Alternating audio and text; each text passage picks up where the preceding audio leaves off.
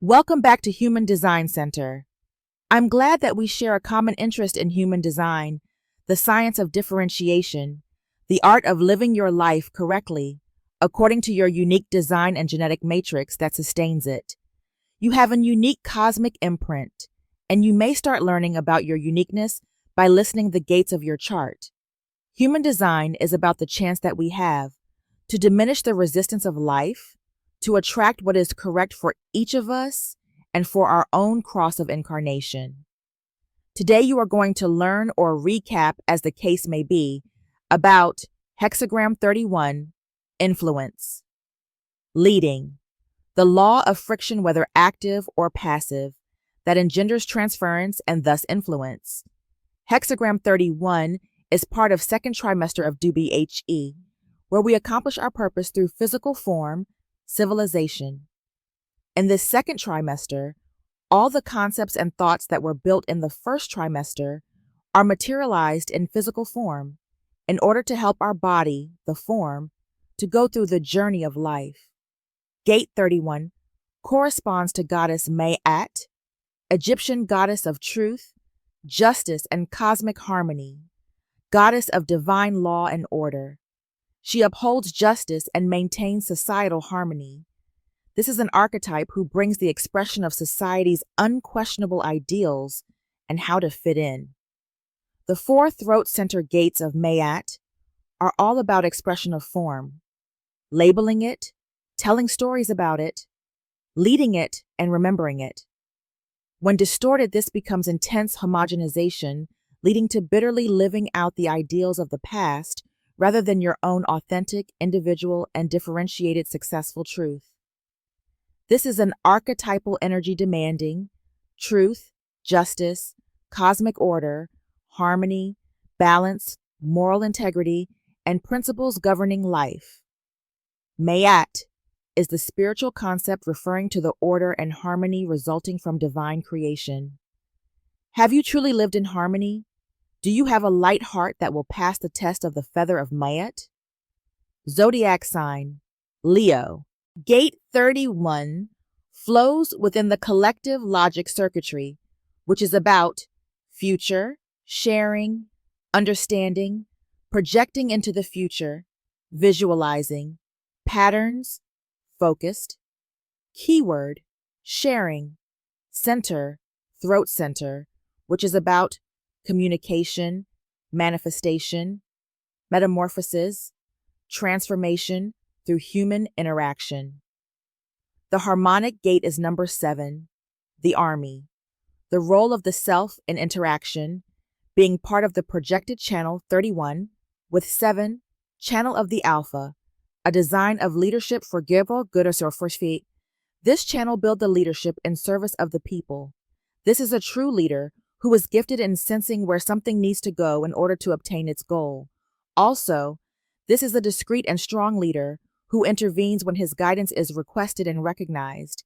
Many of the owners of this channel experience the path, the irreversible one, of self-guidance. So before showing the way to others, the owner of the key 31 lives his own truth every day. The opposite gate is number 41, decrease, a gate of contraction, also known as the gate of fantasy. This is about daydreaming about new experiences and potential scenarios. In this gate, 41, lies the impulse to do, the hunger to feel something new. Amino acid, tyrosine, relevant organ, thyroid, throat. Tarot card associated, Ace of Cups. Aminoacid tyrosine. In human design, the role of amino acids like tyrosine connects the biological with the mechanical, bridging genetic chemistry with the energetic expression of gates.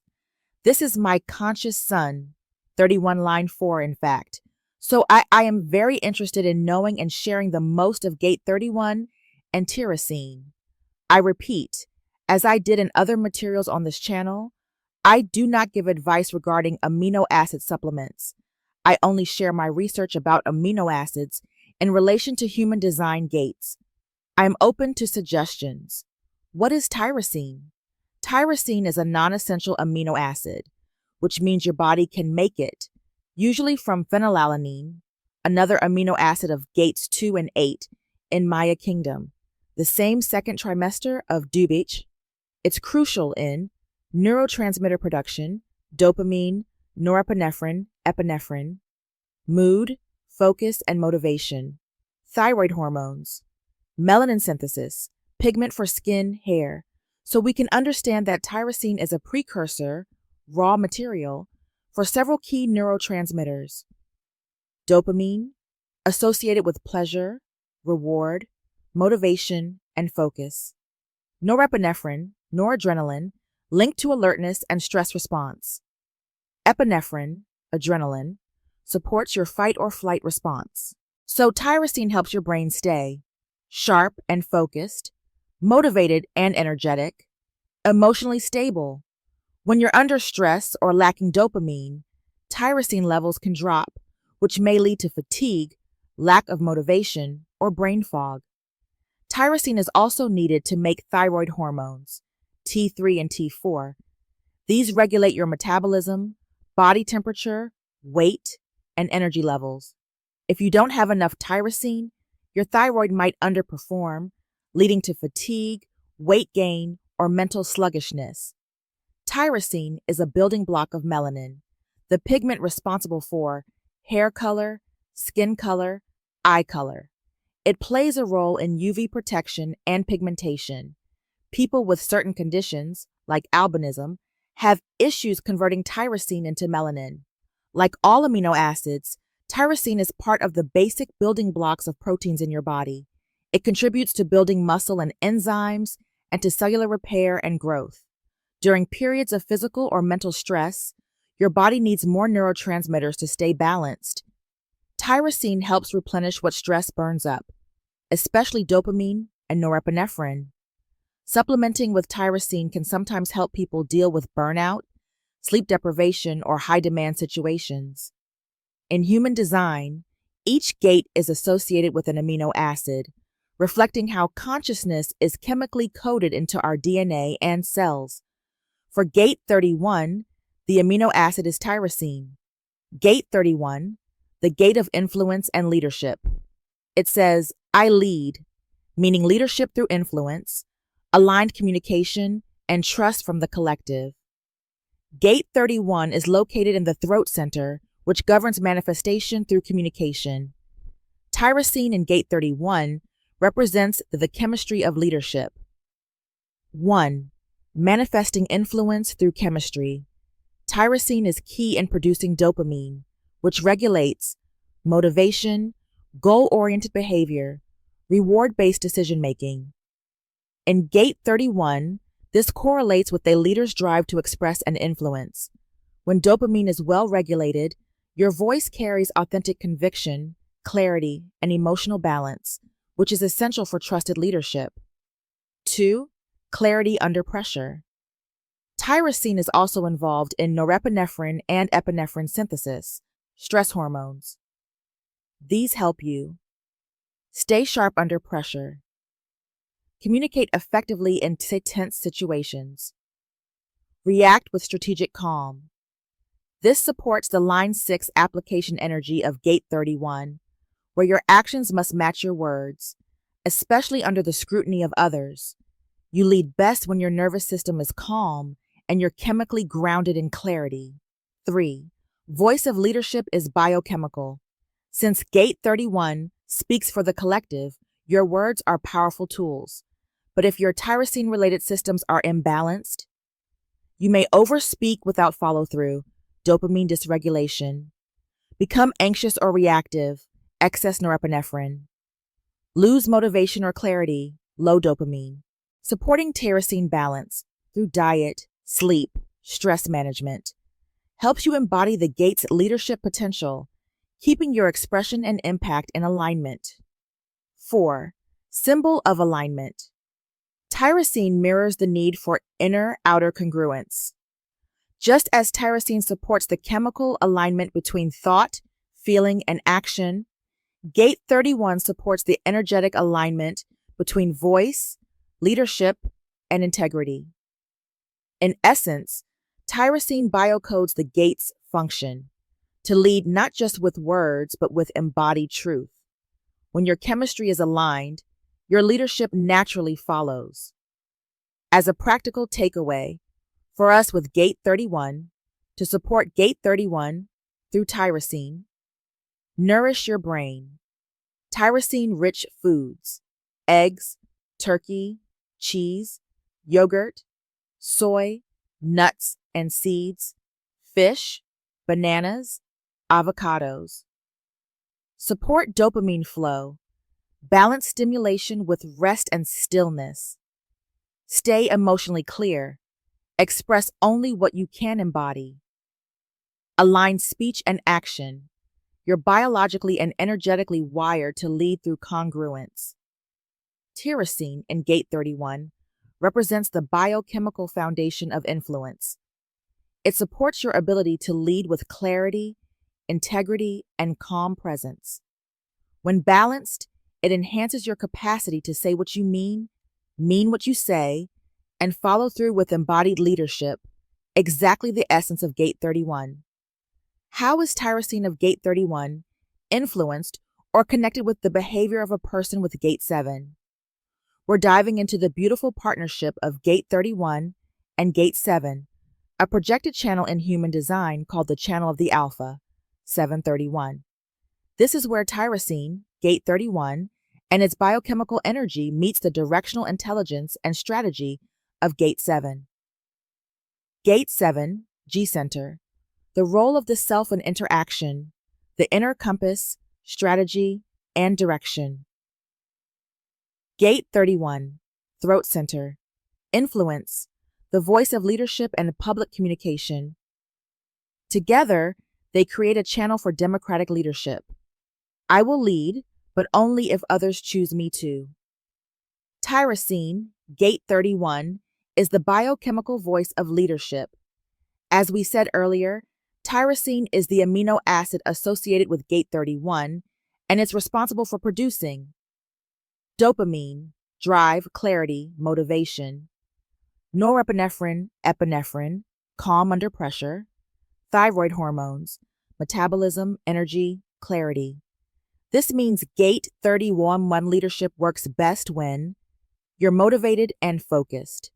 You speak with emotional and mental clarity. Your nervous system is regulated and calm under pressure. Gate 7's influence is about strategy and direction of the self. Gate 7 lives in the G-Center, your identity, purpose, and inner GPS. Its theme is about guiding direction, often through subtle awareness of what is best for the collective.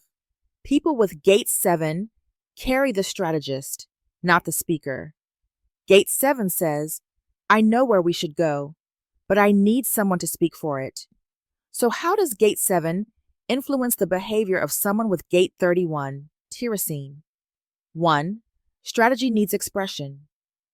Gate 7 gives direction but cannot speak it. Gate 31 gives the voice, but needs a direction to lead toward. When a person carries both gates, the tyrosine-driven energy of Gate 31 becomes purposeful, focused, and anchored in identity, because it is rooted in the G-Center's wisdom of Gate 7. Behaviorally, you're not just talking to be heard. You're communicating direction with purpose and on behalf of the group. 2. Gate 7 modulates the chemical fuel of Gate 31. Gate 7, being in the identity center, is like a filter. It focuses the dopaminergic drive of tyrosine, motivation, clarity, action, so that you're not just impulsively leading, dopamine gone wild. You're using your voice to serve a higher collective vision.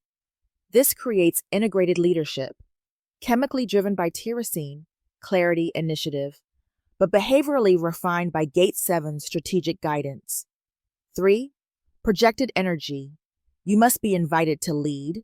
Both Gate 7 and Gate 31 are projected gates. This means if you push to lead or influence without an invitation, you may face resistance such as rejection or burnout. Gate 7 teaches Gate 31 to wait for recognition before activating that tyrosine-fueled voice. So while tyrosine may drive you to speak, initiate, and lead, Gate 7 whispers, wait until they ask for direction, then speak. In practice, you may feel an inner urge to lead or take charge, but you'll have far more impact when you wait until someone recognizes your strategic mind or asks for your input. That's when your tyrosine-powered voice can truly land.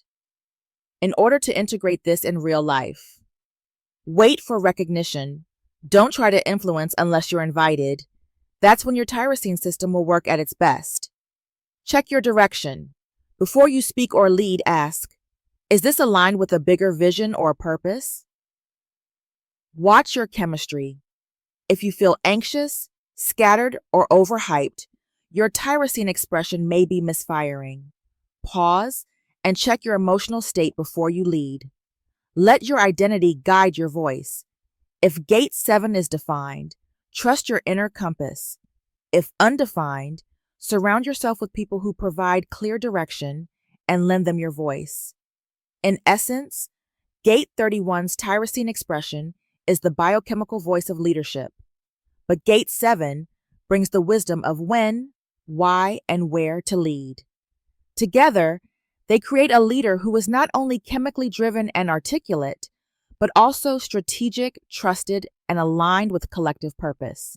So, since we've located the gate on the mandala and on the body graph, and we have a general summary of the essential characteristics of Gate 31, you also know the benefits of the amino acid associated with the behavior of this placement. You have the elements to keynote the message of this gate. If you have this gate active in your chart, take your time, compose the key phrase of this gate, and feel how it resonates. Leave a comment, share your insights and understandings. Now, let's have a look to the energy of Gate 31, a gate of influence and leading. In human design, Gate 31, often referred to as the gate of influence or leading, is positioned in the throat center and carries a unique role centered on leadership and the art of guiding through interaction.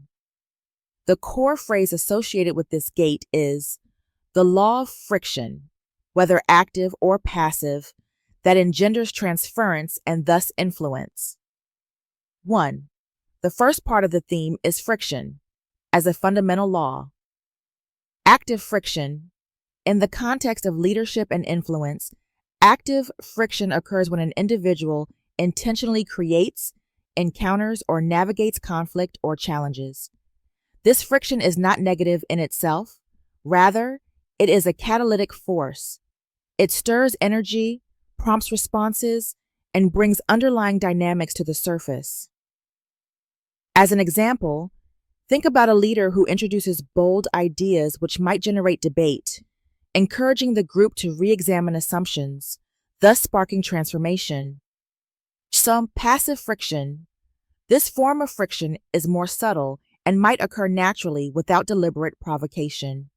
It is the everyday resistance or obstacles that prompt people to react or adjust their perspectives. A relevant example is a situation in which differing opinions collide naturally during a project can highlight gaps and opportunities for innovation without a forceful intervention from leadership. In both forms, friction is seen as a necessary component for growth. It challenges the status quo and incites movement, change, and ultimately, learning. 2. The second part of the theme is about transference as an outcome of friction. Definition of transference.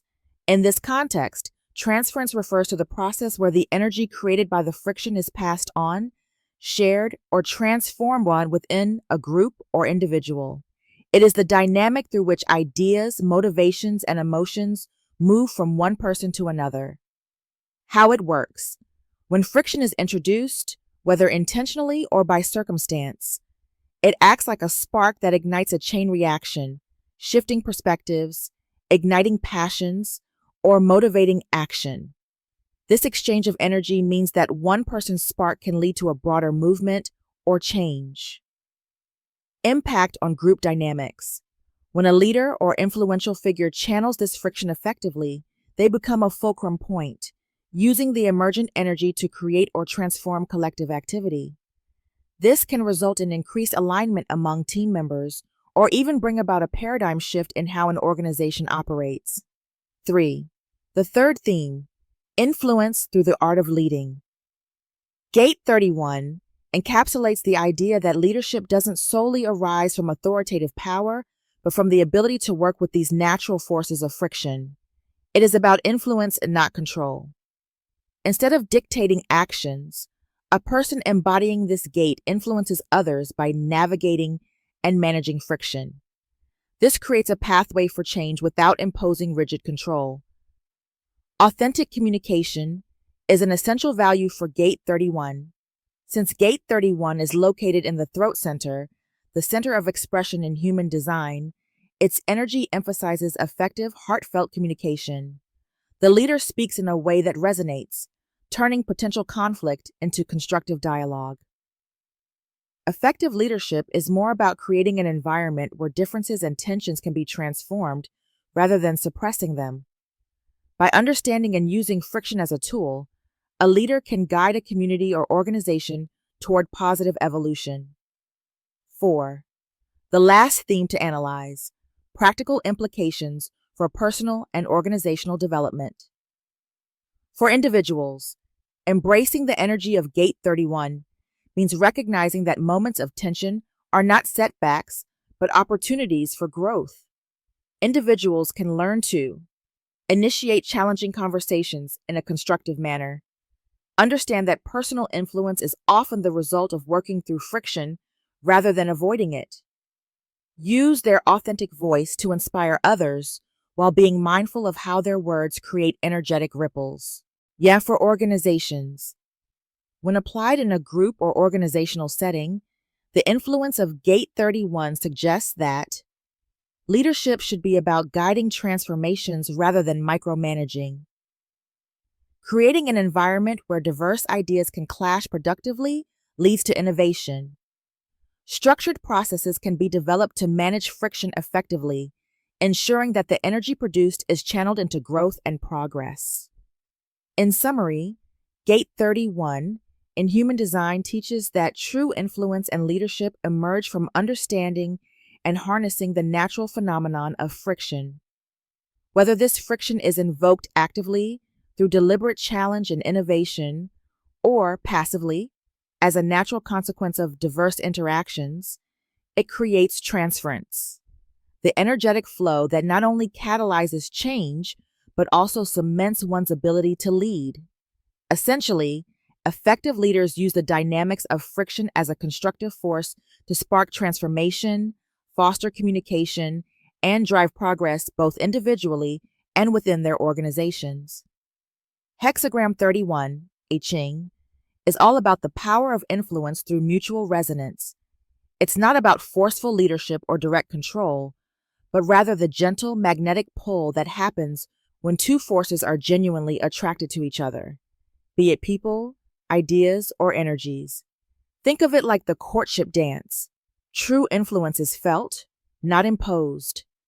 The top trigram of the lake is about joy, openness. The bottom trigram of the mountain speaks about stillness, grounding. The mountain, inner, is quiet and still, representing inner composure and receptivity.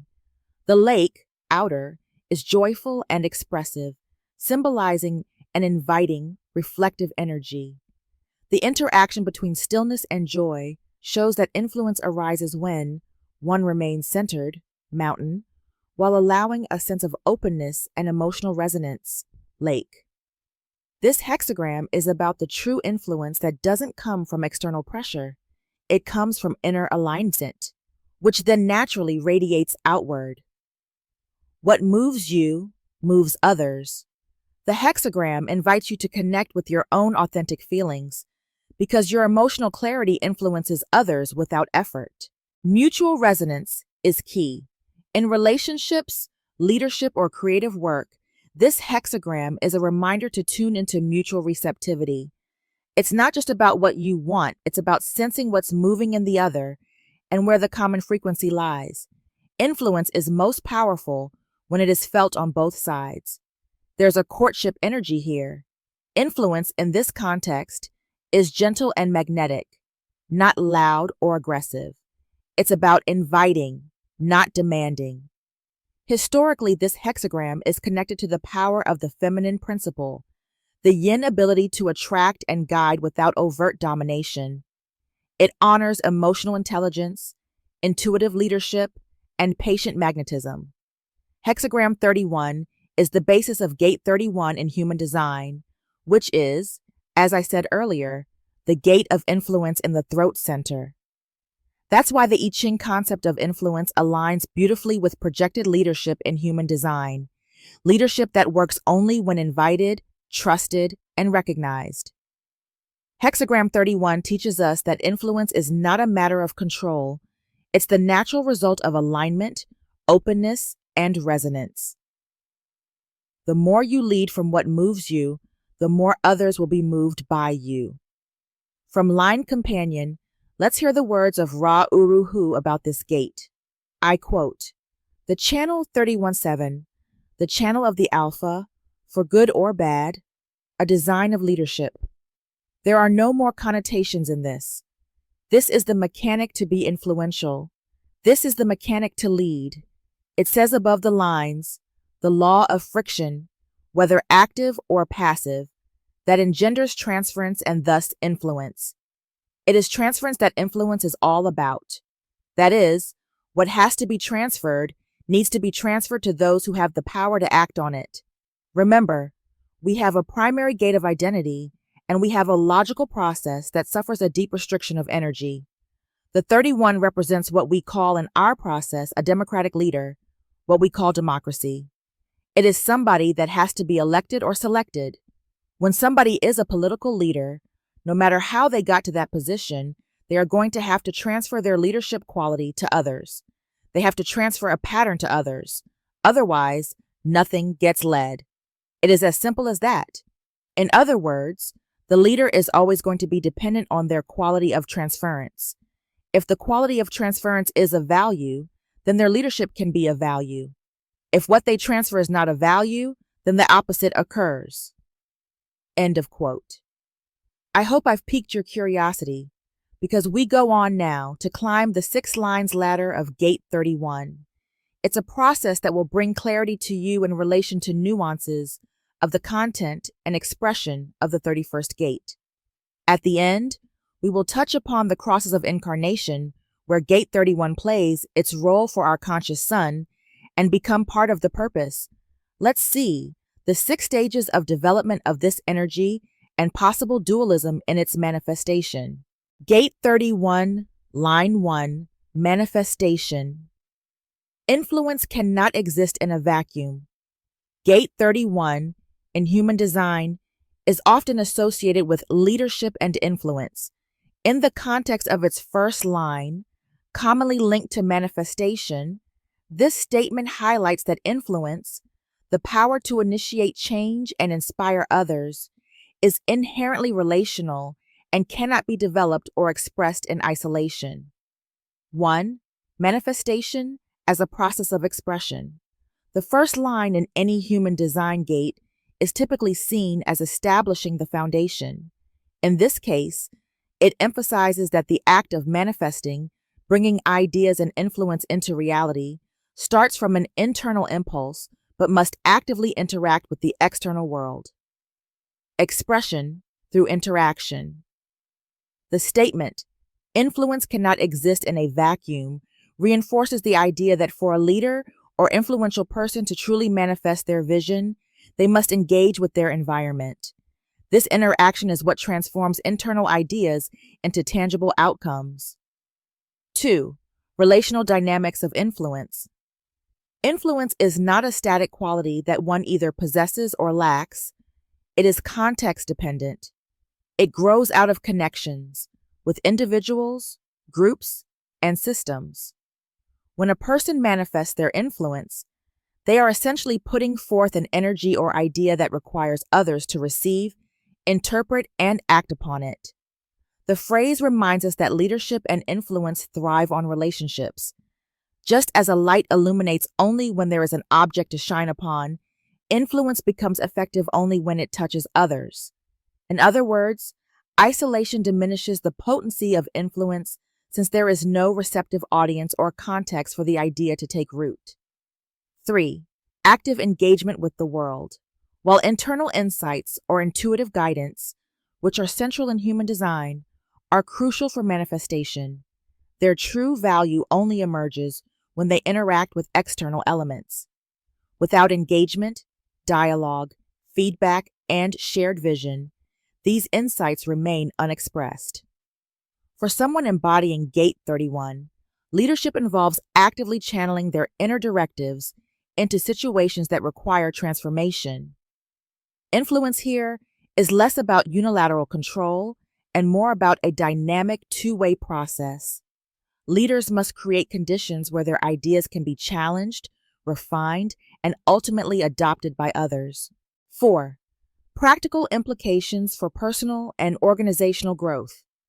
For individuals, recognize that your natural influence is realized when you actively interact with your community or organization. Seek and embrace feedback. Your influence is sharpened through the perspectives of others, allowing you to adapt and better manifest your vision. For organizations, structures that foster open communication and shared ownership of ideas amplify the manifestation of collective influence. A culture that understands the importance of external engagement will be more adaptive, enabling leaders to manifest change effectively. In essence, Gate 31, Line 1 teaches that manifestation, a core aspect of influence, requires an interplay between internal drive and external interaction. Influence is not an isolated phenomenon. It emerges and sustains itself through relationships and the dynamic exchange of ideas in the environment. By acknowledging that influence cannot exist in a vacuum, one embraces a leadership model that values connection, feedback, and the ongoing dialogue between the individual and the broader community. This approach ultimately enhances both personal leadership effectiveness and the collective capability of any organization. From Line Companion, I quote Ra'uruhu. Here, the first line is called manifestation. We are dealing with the throat, which is the great center of manifestation. This is the only line that is called manifestation. This is a key. This is fundamental. Remember the relationship that exists between the logical process and all other forms of life. Whether you are looking at plants, at animals, at insects, or at a single cell, you are dealing with forms that have something in common. What they have in common is logic. It is very important for us. Without secure patterns upon which we can project into the future, it puts an enormous strain on our ability to survive. That is why logic is so important to us, to understand how things actually operate, in fact, and out of that, to recognize how we can move into the future. There is no guarantee about the future, but it gives us a secure footing. That is why we look for logical leadership and are disturbed by illogical leadership. Influence cannot exist in a vacuum. This is the foundation of all leadership. Every leader knows that they are only as strong as those who follow. This is the core of all leadership. There is no leader out of the 31-7 that can be of any value unless they have those who are willingly serving and following. This is not the 45. This is not the tribal leader. This is a collective leader who is dependent on the energy of the collective to maintain it. If we do not like our politicians, we vote them out, in that sense. Without the collective support, they cannot maintain their leadership. End of quote. Sun exalted, the sun cannot hold back its light, and thus its influence on every life. The natural expression of leadership. When the sun is exalted in Gate 31, Line 1, its energy magnifies the inherent leadership qualities of this line, making the expression of influence as inevitable and natural as the light of the sun itself. 1. The first theme is about uninhibited radiance, the sun's light and the practical manifestation. The sun's light. The exalted sun is a symbol of pure, unfiltered light. It doesn't hold back or try to conceal its brilliance. Instead, it shines forth and reaches every corner of existence. When this energy is channeled through Gate 31, Line 1, it signifies a leadership that emerges effortlessly and impacts all areas of life. Practical manifestation. In your day-to-day life, this translates to a natural, unreserved expression of your leadership qualities. Your ideas, decisions, and personality come across with clarity and authority, just as the sun illuminates everything around it. You might notice that your vision or guidance seems to touch many people, inspiring action or change simply because it's so genuine and forceful. 2. Second theme, the natural expression of leadership. Gate 31, Line 1, emphasizes that leadership is not something artificially imposed. It is a natural state that arises from within. When the sun is exalted in this line, it implies that your leadership is based on authenticity and intrinsic power. This natural expression is about your everyday life, encouraging and sustaining you. To allow your true self to lead, trust that your inner truth and insight are sufficient to guide not only yourself, but also others around you. Just as the sun's light is unimpeded, strive to express your ideas with clarity and conviction, ensuring your message is understood and felt. Recognize that genuine leadership naturally attracts people. Your influence is not the result of imposing your will, but is an organic outcome of your natural presence and energy. We can feel the message of influencing on every life. Universal reach. The expression "the sun cannot hold back its light" implies that your influence, when expressed authentically, is far-reaching. It affects everyone you come into contact with because it is a fundamental part of who you are. Real-world impact. In work or project settings, your ideas may become a beacon that drives the team forward. Your authentic leadership creates a shared vision that others can align with, fostering teamwork and innovation. In your personal life, this unguarded expression of influence might manifest as a clear sense of direction. People naturally feel drawn to your confidence and clarity, leading to more meaningful interactions and support. Whether in community projects or social initiatives, your leadership energy can spark movements or catalyze change, similar to how the sun warms and energizes the environment. In order to embody and integrate this energy, recognize your inner authority. Understand that your ability to lead is inherent. Allow yourself to embrace your natural role as someone who can illuminate paths and inspire others. Trust that your insight, when expressed authentically, is a gift that benefits everyone. Act with intention. Consciously step into your role without self-doubt. Rather than hesitating or diluting your perspective, let your ideas and decisions be as bold and clear as the sunlight. This doesn't mean ignoring others. It means presenting your vision in a way that inspires collective growth and reflection. Be open to impact. Accept that your influence is destined to reach others. Reflect on how your actions and communications create ripple effects in your environment. This awareness will empower you to harness your energy positively, ensuring that your leadership is both impactful and inclusive.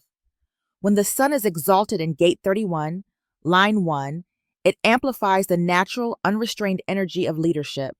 Your ability to influence becomes as inevitable as the sunrise, shining without reservation, guiding naturally, and touching every life it encounters.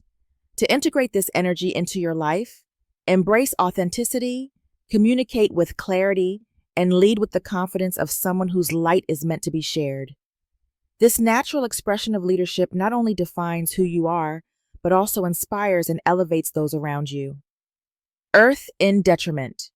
The absorption of light that in darkness can only promise manifestation. The unnatural expression of leadership. When Gate 31, Line 1 carries the influence of earth in detriment, its usual expression of natural leadership becomes distorted. In this configuration, we see a different, more challenging message. 1. Absorption of light What it means. Rather than radiating leadership naturally, the energy is being absorbed like light swallowed by darkness. In this state, the vibrant, life-giving energy does not shine outward. Instead, it dissipates or gets trapped. The practical impact is about, instead of clear and inspiring leadership, what emerges is a tendency for that energy to be hidden or internally channeled without proper expression. It's as if the capacity for influence is present, but is swallowed by forces that prevent it from being fully seen or felt. 2. Manifestation in darkness, the promise that isn't fulfilled. The phrase "Amen, in darkness can only promise manifestation" suggests that while there is potential for action and influence, it remains only a promise. There is the idea of leadership, but it is not fully realized or executed in a way that brings about clear, transformative outcomes. You might have intentions, plans, or ideas for leading or influencing others, but under these conditions, they tend to remain vague or unfulfilled. Your leadership may lack the shining clarity or conviction that inspires trust and action. Instead, you might often leave people with a sense of anticipation rather than clear direction. 3. The unnatural expression of leadership is based on the distortion of natural qualities. In its most authentic form, Gate 31's leadership is marked by clarity, authenticity, and the natural sharing of influence. With Earth in detriment, however, that expression becomes unnatural. Leadership might then appear forced, contrived, or even coercive rather than freely inspiring. In real life, you may feel compelled to lead, but it comes out as overbearing or rigid, a disconnect between your inner truth and your external actions. Others might sense that your guidance lacks genuine warmth or clarity, making it hard for them to connect with your vision or follow your lead. This distorted energy might also create inner conflicts, where you feel the pull of leadership but struggle with expressing it in a way that feels true to yourself. Work on finding practices that help clear the darkness or obstacles to your natural expression. Meditation, self-reflection, and honest feedback from trusted peers can help reveal where your light is being absorbed. Strive to harmonize your internal intentions with your external actions. Focus on authenticity. Reconnect with what genuinely inspires you, and let that energy guide your actions instead of trying to force leadership. Develop transparent communication. Share your vision and intentions openly so that others can understand and resonate with your goals. Consider the areas in your personal or professional life where your leadership might be less effective. Is there an underlying fear or resistance that's causing your energy to be muted? Addressing these internal barriers can help restore a more natural, impactful leadership style. When Gate 31, Line 1 is impacted by Earth in detriment, the natural, radiant expression of leadership is replaced by an energy that is absorbed and shadowed by inner darkness. This results in leadership that only promises the potential for manifestation without delivering the clear, natural influence that comes when light shines freely. Recognizing this pattern provides an opportunity to clear those barriers through self-awareness, honest communication, and aligning inner values with outward actions so that your leadership can once again become a true expression of your innate power and authenticity. Both exaltation and detriment of this line have been analyzed long time ago by Ra Uruhu. I quote, "Here you have an example of a line that has the sun and the earth as both the exalted and the detriment. Whenever you see the sun and the earth in the same line, you know that this is a very important polarity. Always. Here, the sun exalted. The sun does not and cannot hold back its light and thus its influence on every life. What we are talking about is quality, the quality of a pattern which can bring light or darkness. The other side is the earth in detriment. This was Hitler's line. He had his earth there. What he inherited from his mother was his design earth. The absorption of light that in darkness can only promise manifestation. These are the two sides, the natural expression of leadership, natural in the sense of bringing a direct benefit in its transference to society.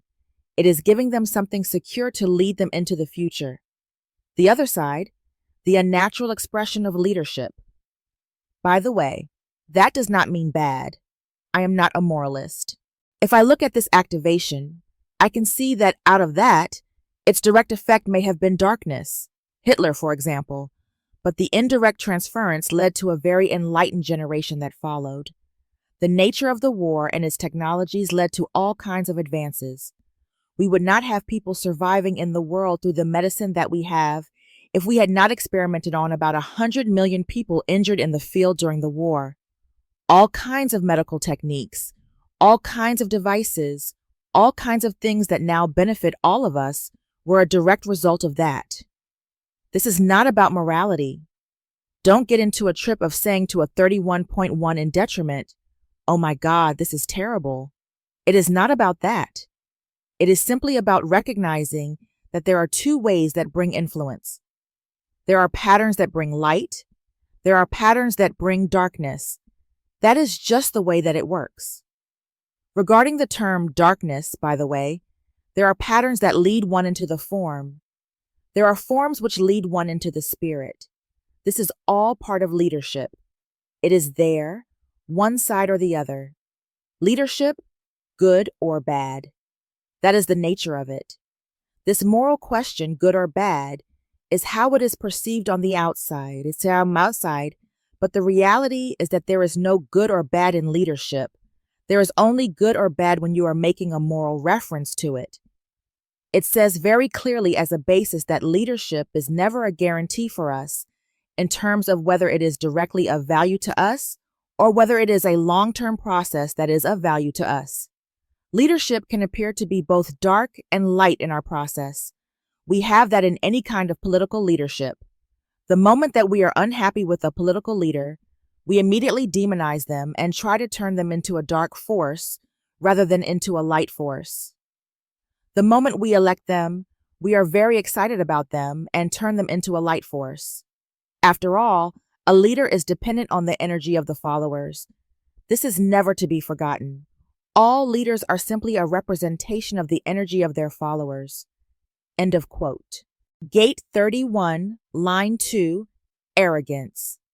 Ra Uru Hu said, I quote, "When you get to the second line, you get to a line that is called arrogance. Remember that the nature of this hexagram is to transfer a pattern. In that way, you lead. When you come to the second line, you come to people that are projecting out that they are the leader. Well, yes, but then again, leadership is something that takes time. You have to develop certain skills. You have to go through a process. If you are 5 years old and you are yelling, "I am the leader, follow me," you may run into difficulties. If you are 40 years old and you haven't figured it out and you are yelling, "I am the leader, follow me," you will run into difficulties. Arrogance is independent action without guidance. I want to lead the people, and the people are not paying any attention. Maybe I'll do something to get their attention so that they see that I am really there to lead them. End of quote. Gate 31, line 2, in human design carries a clear and cautionary message around leadership energy in the overview line, independent action without guidance. 1. The first component is the core message, arrogance through independent action. Independent action without guidance. This line emphasizes a tendency for someone with this energy to act autonomously, often taking initiatives and decisions on their own. In certain contexts, independence is a strength. However, when this independence translates into disregarding external input or refusing to seek advice, it can become problematic. Manifestation as arrogance. The term arrogance here is not merely self-confidence, but an overestimation of one's ability to act without external guidance. It suggests that the natural energy of Gate 31, when unbalanced, may lead a person to behave as if their own judgment is infallible. dismissing the valuable insights and perspectives of others. 2.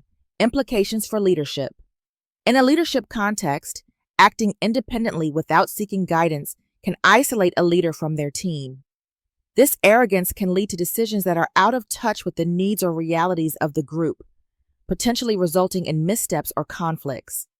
Risk of isolation. A leader perceived as arrogant might struggle to build trust, collaboration, or a sense of shared purpose. Missed opportunities. By not welcoming guidance, there is a risk of overlooking critical insights or alternative approaches that could enhance decision-making and outcomes. While independent action is essential in decisive leadership, it must be balanced with humility. The energy of Gate 31, when expressed in a balanced manner, allows a leader to combine self-assurance with an openness to learn from others. Collaborative decision-making. Seeking guidance can enrich the decision-making process by incorporating diverse perspectives. Self-awareness. Recognizing that no one person holds all the answers ensures that the leader remains adaptive and responsive to new challenges. Practically speaking, you need to embrace independence, but stay grounded. The energy of Gate 31, Line 2, encourages independent action, but also serves as a reminder to avoid letting that independence devolve into stubbornness or arrogance. You also need to cultivate receptivity. Leaders should actively seek feedback and external input. Valuing the contributions of others not only enhances the quality of decisions, but also fosters trust and a collaborative environment. For you, self-reflection is as a tool. Regular self-assessment can help in recognizing when independent actions might border on arrogance. Reflect on decision-making processes and remain open to adjusting strategies based on new insights. In summary, the message of Gate 31, Line 2, arrogance, independent action without guidance, serves as both a warning and an instruction. It highlights the importance of balancing the natural drive to act independently with the wisdom of seeking guidance.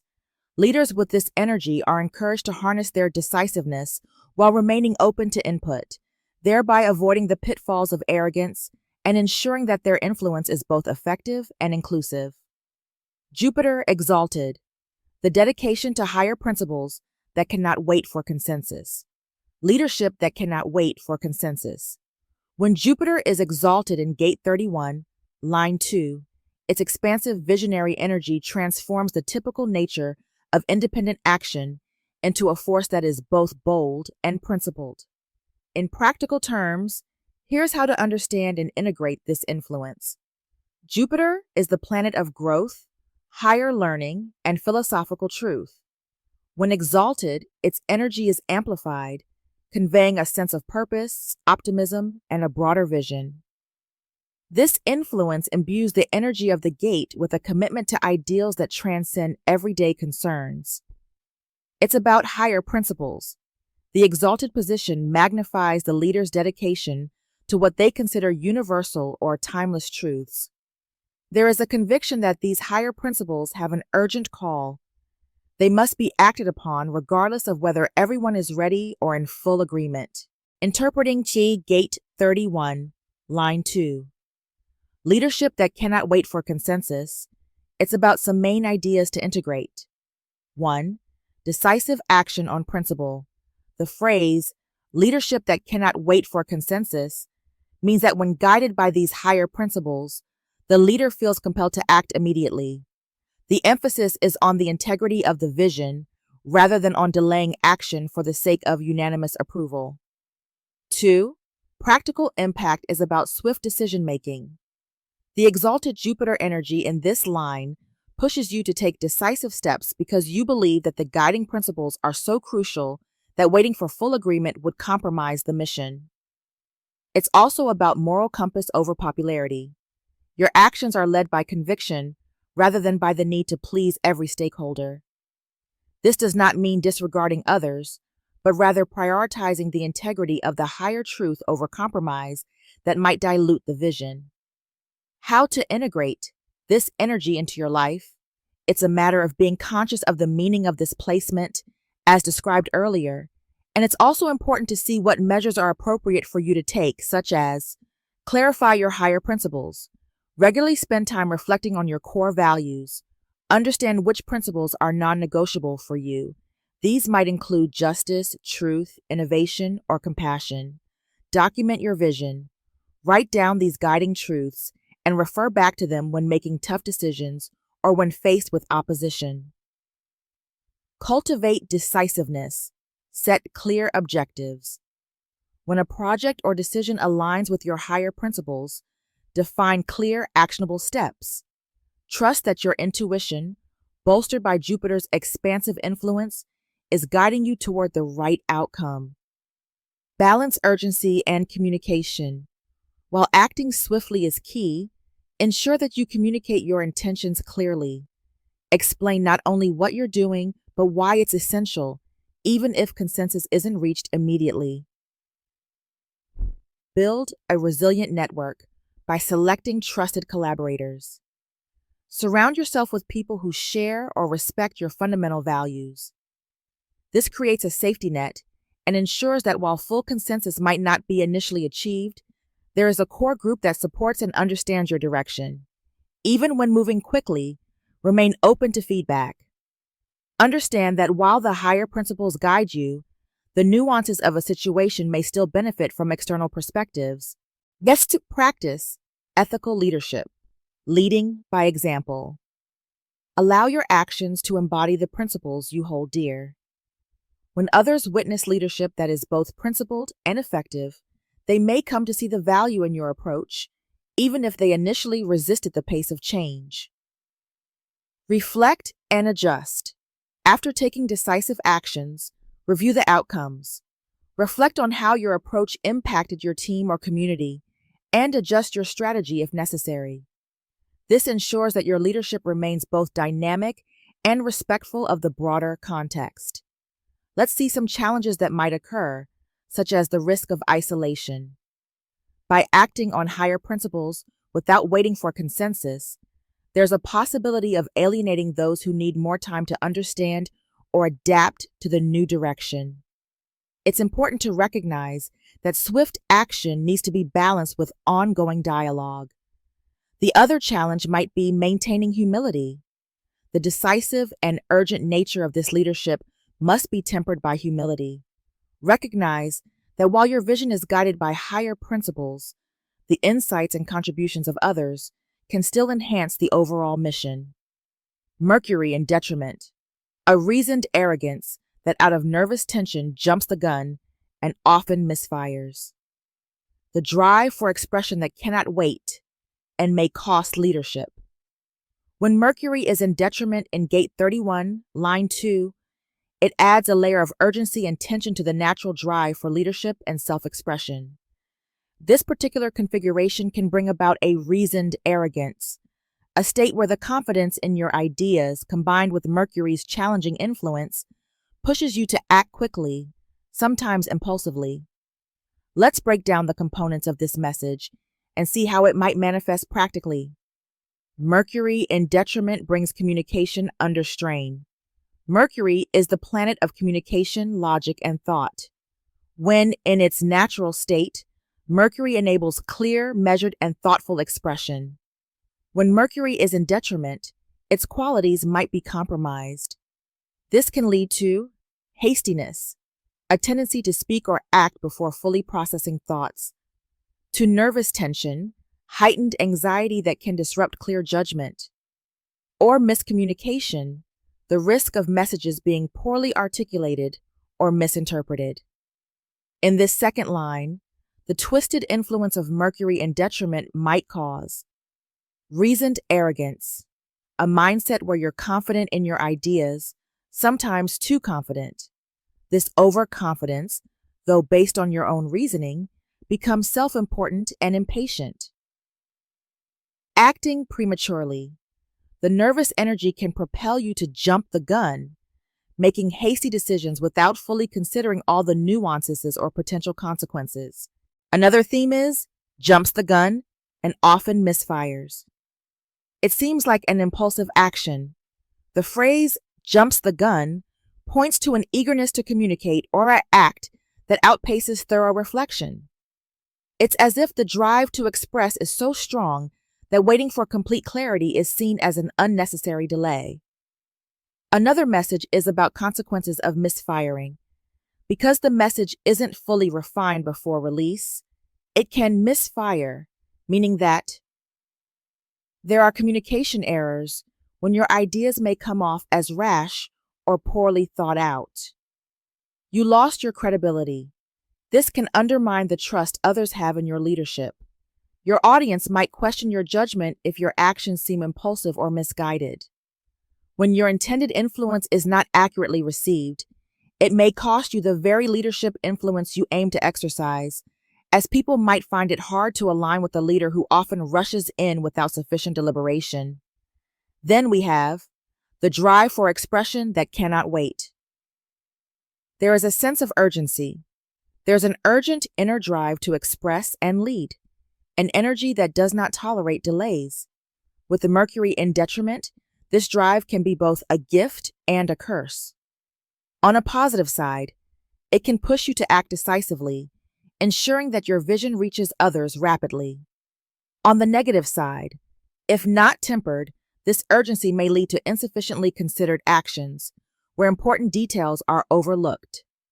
Recognize that the impulse to act quickly must be balanced with a moment of introspection.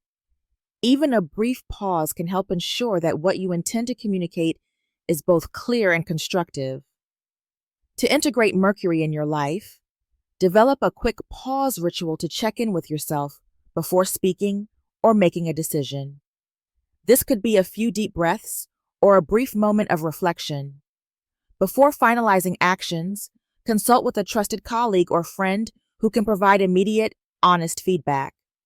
This can help catch potential misfires before they impact your leadership. Engage in activities that help manage the excess nervous tension, such as short bursts of physical activity or brief meditation sessions. This may help recalibrate your energy towards more thoughtful expression. When you feel the drive to express, outline the key points mentally or on a note. Focus on what's most important so that even if you act quickly, your core message remains intact and meaningful. About these astral placement, here are the words of Ra Uruhu from Line Companion. Mercury in detriment. A reasoned arrogance that out of nervous tension jumps the gun and often misfires. This is one of those things that are so difficult for politicians. It is like you are planning on running in a political party. You are leading a political party, and you are hoping that your party will eventually take power and things work out, and all of a sudden, you are planning on having a coup d'etat. Well, if it will not work this way, I will jump the gun because they don't pay any attention. In the second line, there is no guarantee that that leadership projection carries with it anything worth transferring. That can only be checked out by those who want to follow.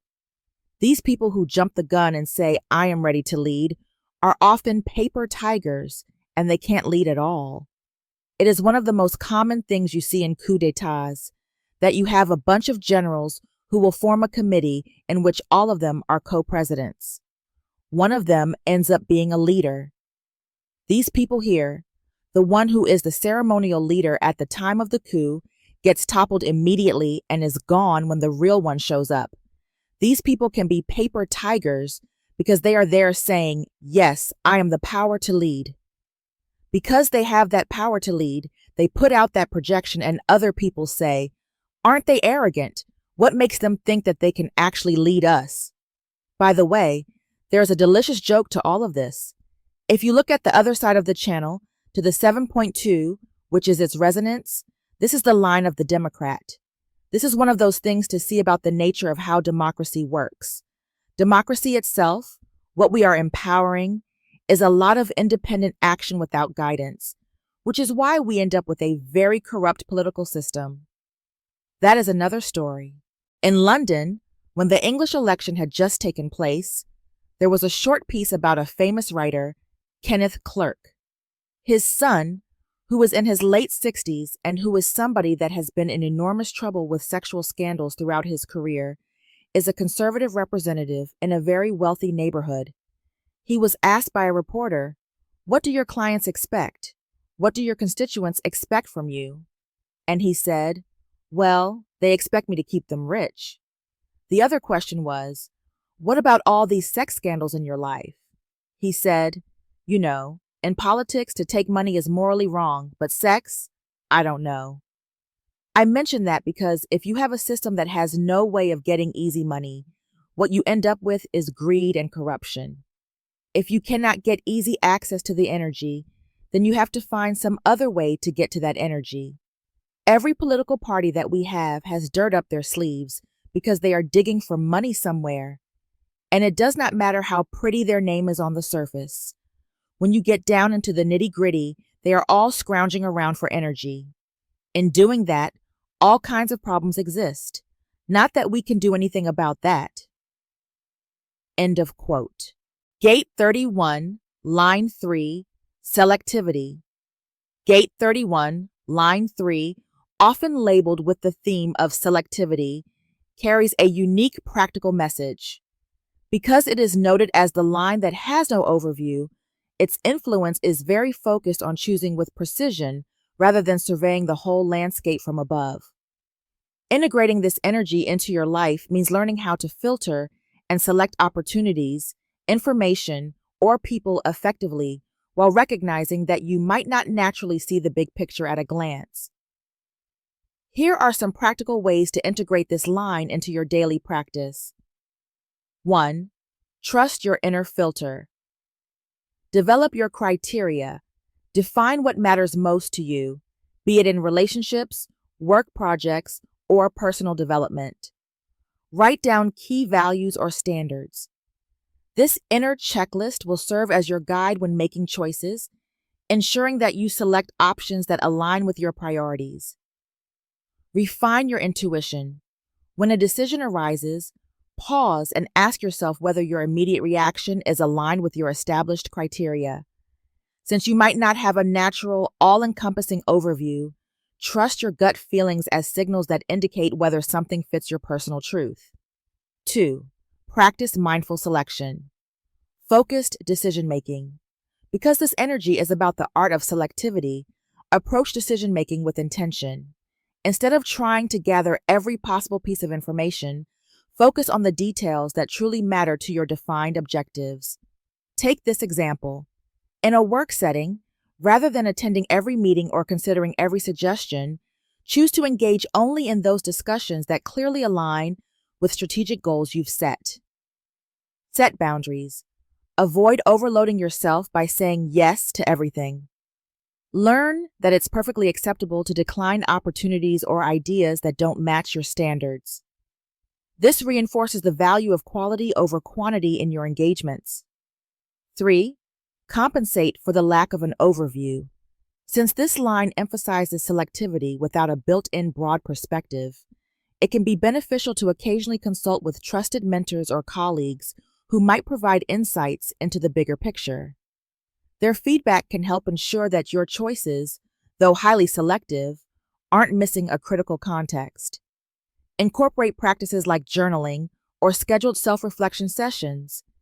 Ask yourself questions such as, "What did I choose today and why?" Or, "Was there an opportunity I overlooked that might have added value?" Over time, this will enhance your ability to balance your selective focus with an awareness of broader trends and contexts. Part 4. Apply selectivity in practical areas of life. In career decisions, focus on roles or projects that resonate deeply with your values and skills. Instead of casting a wide net and chasing every opportunity, refine your targets based on the high-impact areas where you can contribute most effectively. In personal relationships, invest more time and energy in connections that are mutually supportive and enriching. Use your selectivity to nurture relationships that boost your growth rather than spreading yourself too thin. In learning and personal growth, rather than trying to master every trend or topic, select a few subjects that are truly meaningful or strategic for your future, and dedicate focused time and energy to them. Gate 31, line 3's emphasis on selectivity and its lack of an inherent overview reminds you that influence and leadership come from carefully choosing what and who you engage with. Integrate this energy into your life by establishing clear personal criteria and trusting your inner intuition, practicing mindful decision-making and setting firm boundaries, supplementing your selective focus with input from trusted sources to avoid tunnel vision, applying selectivity in various aspects of life, such as career, relationships, and personal growth. By consciously working with these practices, you can harness the power of Gate 31, Line 3, to make choices that are not only well aligned with your core values, but also strategically sound, even without an innate, all-encompassing overview. About this third line, Ra Uruhu said that, I quote, "The nature of a third line is that, in a sense, it is combining the qualities of the first and second line, the qualities of introspection and projection. It puts them together into this potential for adaptation. When you get to this third line, you get to the key to successful political leadership, which lies here. It is called selectivity, which is about recognizing, first of all, who should be a follower. This is so important in terms of influence. If you influence somebody that cannot implement your pattern, there is very little impact. If you influence somebody that can implement your pattern, it will have a lot of impact. This is the whole nature of selectivity. It is not about how many people support you. It is about what is the quality of that support. Who are they?" End of quote. Sun exalted, the ability to carefully assess and choose the proper influence and to tailor one's behavior accordingly. The capacity to lead enhanced through association with the proper influences. When the sun is exalted in Gate 31, Line 3, its energy transforms the theme of selectivity into a potent, practical asset for leadership. In this placement, the natural capacity to pick and choose influences and to adjust your behavior accordingly is magnified, allowing for a more refined and effective leadership style. Let's understand step by step the message of Sun exalted and its real-life effects and how you might integrate this. 1. The first theme is enhanced discernment, with careful assessment of influences and tailoring your behavior. Careful assessment of influences means that with the sun exalted here, you gain a heightened ability to evaluate the people, ideas, and energies around you. This means you naturally distinguish between influences that align with your core values and goals versus those that might lead you astray. In real-life professional settings, you might quickly sense which strategies, mentors, or partners will genuinely enhance your projects, ensuring that you attract supportive and aligned collaborators. Tailoring your behavior means that this refined discernment doesn't just stop at assessing influences. It extends into adapting your actions based on what you've chosen. It's like having an internal calibration system that adjusts your approach to match the quality of the inputs you allow into your sphere. A relevant example: if you notice a new trend that aligns with your vision and values, you'll integrate that into your leadership style rather than following the crowd passively. 2. Second part of the theme is about synergistic leadership through associations.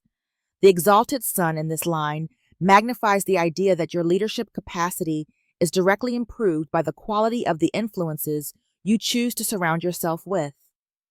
When you are discerning about your associations, you naturally build a network that supports and propels your vision. The practical manifestation is about a team environment, where you might invest more in cultivating relationships with those whose values mirror your own, thereby creating a cohesive unit where every member reinforces the shared mission. Just as the sun's light is essential for growth, the right influences can elevate your own performance. Your ability to lead becomes more pronounced when you are selectively integrating insights and energy from others who uplift and challenge you constructively. A real-life example is the case of a business leader that might choose advisors or partners based on not only their expertise, but their alignment with the company's strategic values. This shared vision increases the overall effectiveness of their leadership and the organization's performance. To implement this energy, there are some practical steps you might want to take into consideration.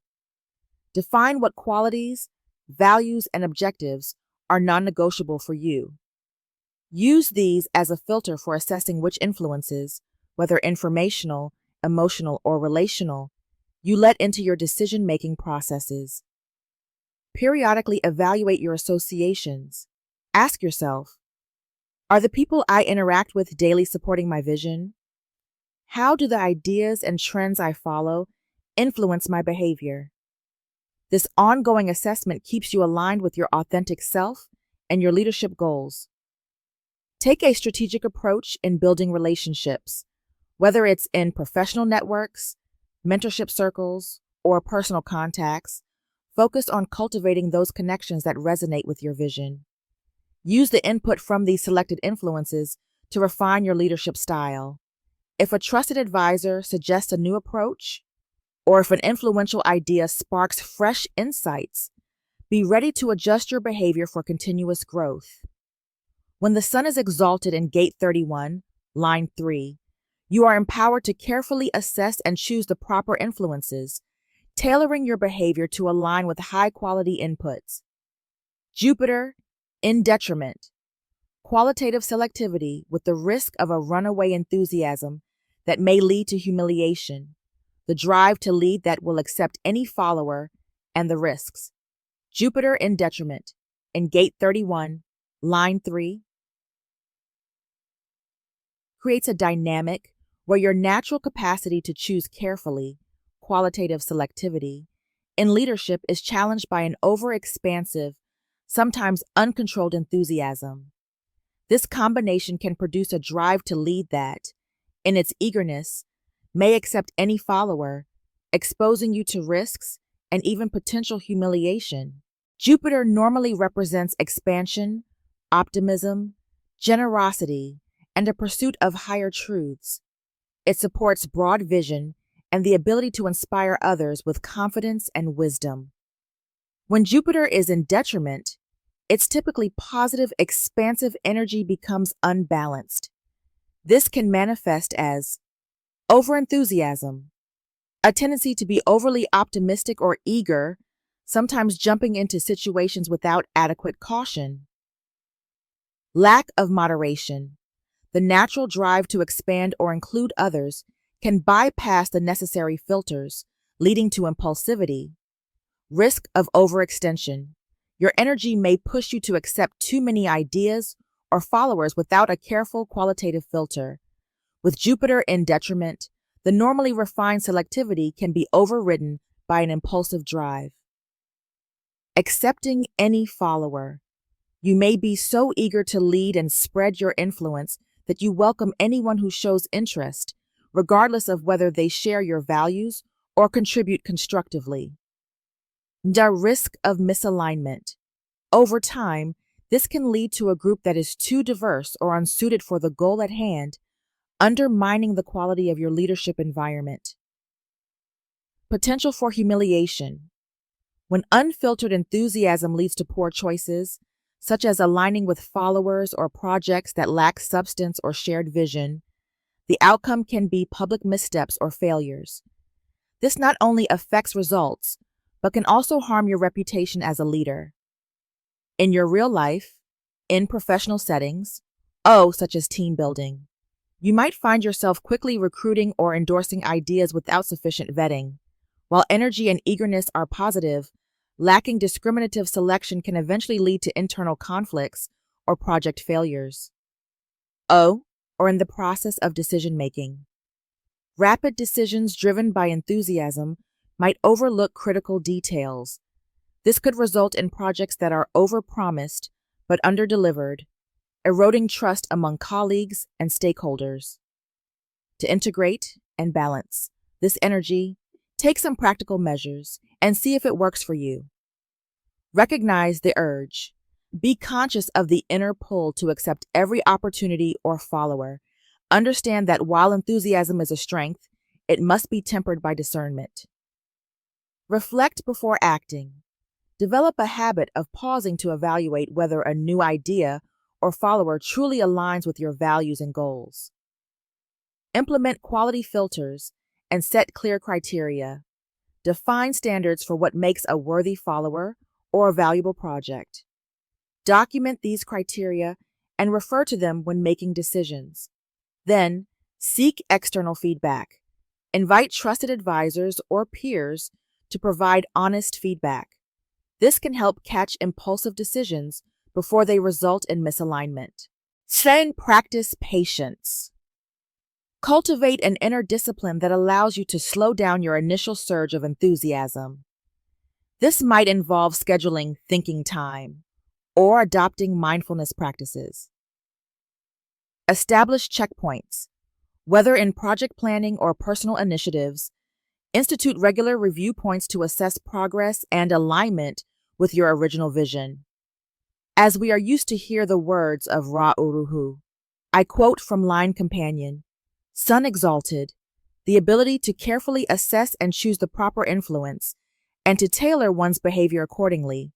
Think about that because there is a kind of twist in that. The politician has to be influenced by the follower, so we have all of these followers. They have lobbies and causes, and they all have their way that they try to influence the person who actually acts as the leader. The leader has to recognize that every follower that they have has their own agenda. They have to carefully select what influences they want to accept from their followers in order to maintain their role as a leader of those followers. So, they have to be very careful and clear about with what those followers want to influence them, so that they can be their guide in that sense. On the other side, we have Jupiter in detriment. Qualitative selectivity with the risk of a runaway enthusiasm that may lead to humiliation. You want to follow me? Oh, that is wonderful. Let me give you all of this stuff to transfer. If that person can't, the energy is wasted and the confusion comes out of that. A lack of influence is generated out of that. In the White Book, the capacity to lead enhanced through association with the proper influences. But always remember that we are dealing with a third line. Adaptation is based on trial and error. You will have to deal with bad influences, with the wrong kind of people, the wrong kind of followers, before you get to the opportunity to recognize how that really works. At the other side of the line, we have the drive to lead that will accept any follower and the risks. This is Jupiter at its worst, in that sense. The expansiveness of Jupiter that says, yes, you can come. If you want to follow me, that is fine. I'll give you this to do. Thus, you end up with all kinds of difficulties in that. The key for anybody who is carrying third lines is always this recognition that you are going to go through these processes and you are going to make these mistakes that you will have to learn from. What you have to learn is that the third line, because it is not yet transpersonal, has this genetic recognition that it can lead, but it has to make mistakes in leadership before it can recognize that it cannot do it alone and that it needs the proper forces with it, because it is not so much leading with its influence as it is taking the influence of its followers and channeling it. That is what a leader does. Today, though it is politically correct to condemn it, we have a political environment in which politicians very carefully watch the polls. Everybody is screaming and yelling about how we have lost the days where our politicians directed us, instead of the politicians trying to figure out where we want to go and taking us there. This is a real improvement. This is the essence of how things should work in this context of influence, that one has to take into account the needs and the direction of the totality, the needs of the collective, and act as a focus to represent them. No leader actually has their own influence in that sense. They are always taking the influence of the followers and giving it a focal point. That is the nature of this line. The third lines learn from its mistakes. End of quote. Gate 31, line 4. Intent. The success of influence based on how it is perceived.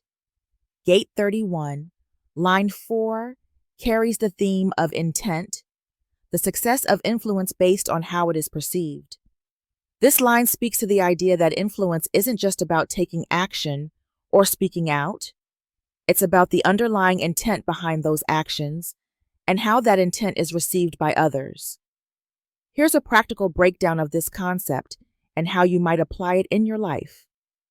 Understanding the core message. Intent matters. At its heart, this line emphasizes that your influence is only as effective as the genuineness and clarity of your intent. It's not sufficient to just project ideas. The underlying motivation behind those ideas must be aligned with truth and authenticity. Perception is key. The success of your influence hinges on how others perceive your intentions. If your intent is seen as sincere and aligned with shared values, your influence is more likely to resonate and create meaningful impact. Practically speaking, it is useful to reflect on your intentions. Before communicating or acting, take a moment to clarify your own motivations. Ask yourself, what is my core purpose behind this decision or message? Am I acting from a place of service and honesty, or am I driven by ego or external pressures? Also very important, align your words and actions. Ensure that the way you speak and act reflects your true intent. This means choosing language that is clear, positive, and transparent. Demonstrating consistency in your actions.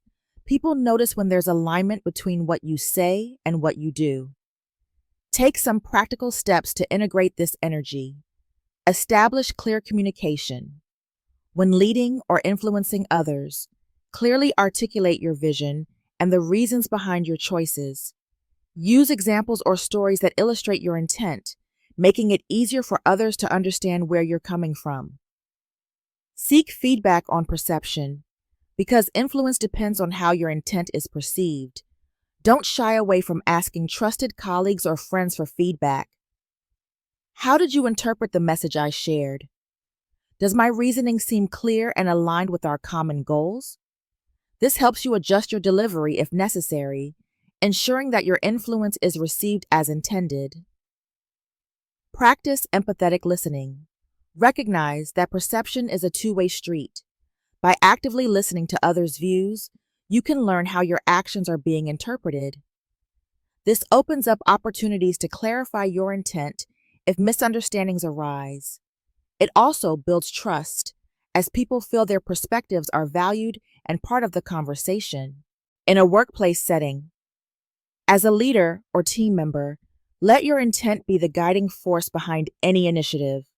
For example, if you're launching a new project or making changes, explain the why behind the initiative clearly. Show how your personal commitment and values drive the project forward. Monitor how colleagues respond and be prepared to adjust your approach based on their feedback. In personal relationships, when offering advice, resolving conflicts, or making decisions in your personal life, focus on making your underlying intent clear. Communicate your desires to nurture and strengthen the relationship. Ensure that your actions reflect care, respect, and a desire to grow together. In community or social influence, whether you're speaking at an event, advocating for a cause, or simply sharing ideas online, your perceived intent will determine whether people rally around you. Align your message with the values that resonate with your audience, and be open to dialogue to reinforce that alignment. Gate 31, line 4, teaches that the effectiveness of your influence depends on your clear and genuine intent, and on how well others perceive that intent. To integrate this energy practically into your life, focus on self-reflection. Constantly clarify your motivations. Transparent communication. Align your words and actions so that your true intentions are evident. Feedback and adaptation. Engage with your audience, listen actively, and then make adjustments to ensure your influence is received positively. By doing so, you create an environment where your influence naturally flourishes, as your intent is not only felt, but also validated through the perceptions of those around you. Ra Uru Hu said about this line that when we get to this upper trigram, we get to the fourth and fifth lines, which are transpersonal. They are deeply aware of the other side and deeply aware of the identity, and that they need to project out this role of being a leader. The fourth line, the line of intent, is an unusual line. Whenever I meet this line in people's readings, I exactly meet the same phenomena in their lives. The fourth line is about externalizing. It is about having this one-trackedness that we are very well aware of by now. What you have here is the success of influence based on how it is perceived. Think about how this works. You have two people who have exactly the same problem theoretically. They come to the 31.4 with exactly the same problem, and the 31.4 transfers their influence to each of them and tells each of them exactly the same thing. The 31.4 leads them, this is the voice, I lead, in this way. You have these two people, they have exactly the same problem, they go to the same leader, the leader tells them exactly the same thing, and one of the two people, no matter how it all comes out, will love them and the other one will hate them. One of them thinks that they are the best leader that ever lived, and the other will think that they are a terrible, manipulative bastard that should not be in the world. For the 31.4, no matter how they externalize it, there are always those that like it and those that do not like it. No matter whether it is a good or a bad thing, it makes no difference. This is the nature of intent. End of quote. Moon exalted. Public acknowledgement of a nurturing and protective influence. External positive recognition of one's capacity to lead. When the moon is exalted in gate 31, line 4, its natural, emotionally rich energy transforms your leadership into something that is both nurturing and visibly protective. This astral imprint suggests that your way of influencing others isn't purely intellectual. It's deeply felt and communicated with genuine care. The moon governs our emotional landscape, intuition, and the way we create bonds. When exalted, its energy is amplified in a positive, supportive way. This grants you an exceptional capacity for empathy and a natural inclination to care for others. You naturally offer a sense of warmth, security, and reassurance. People around you feel not only listened to, but also genuinely protected, a quality that is especially valued in a leader. Your leadership style is less about authoritative command and more about guiding through compassion and understanding. The message, public acknowledgement of a nurturing and protective influence, underscores that when you lead, people don't just follow your ideas, they recognize and celebrate the care behind them. Your actions and words carry an added layer of emotional authenticity that draws positive external acknowledgement. Real-life effects are about public acknowledgement and leadership capacity. Because your leadership is imbued with the moon's exalted qualities, you're likely to be seen as more than just a decision maker. People perceive you as someone who looks after their welfare, which builds trust and loyalty. This external recognition can result in a more cohesive team or community as others feel valued and understood. Your role isn't just to inspire, it's to protect. Whether it's supporting a colleague through a challenging time or advocating for the welfare of a group, your leadership naturally adopts a guardian-like quality. This can lead to formal and informal recognition in your community or organization where your capacity to care is celebrated. When people publicly acknowledge that you are nurturing and protective, your capacity to lead is strengthened. It validates your approach to leadership and encourages you to continue operating from a place of genuine care, which in turn draws more people to your vision and amplifies your influence. To integrate this energy to the highest expression and potential, let your conversations reflect both your ideas and the genuine care behind them. Explain not just what you want to achieve, but also why it matters for the people you lead. This dual focus on vision and well-being reinforces your nurturing influence. In your team or community, establish environments where people feel secure sharing their concerns and ideas. Offer consistent support and follow through on commitments that protect and nurture those around you. Showing your own human side, your hopes, challenges, and even your uncertainties can reinforce your image as a caring protector. Leaders who are open about their own experiences often inspire others to engage more honestly. Recognize and publicly honor the contributions of others. When people see that their well-being is a priority for you, it further solidifies your reputation as a nurturing leader. With the moon exalted in Gate 31, line 4, your leadership is characterized by a heartfelt, nurturing presence that people instinctively acknowledge and celebrate. This astral imprint magnifies your capacity to lead through care and protection, qualities that foster loyalty and trust. Mars in detriment, perceived ego aggrandizement and attempted manipulation. External negative projection of one's capacity to lead. When Mars is in detriment in Gate 31, line 4, its assertive energy can become distorted, leading to perceptions of ego aggrandizement and attempted manipulation.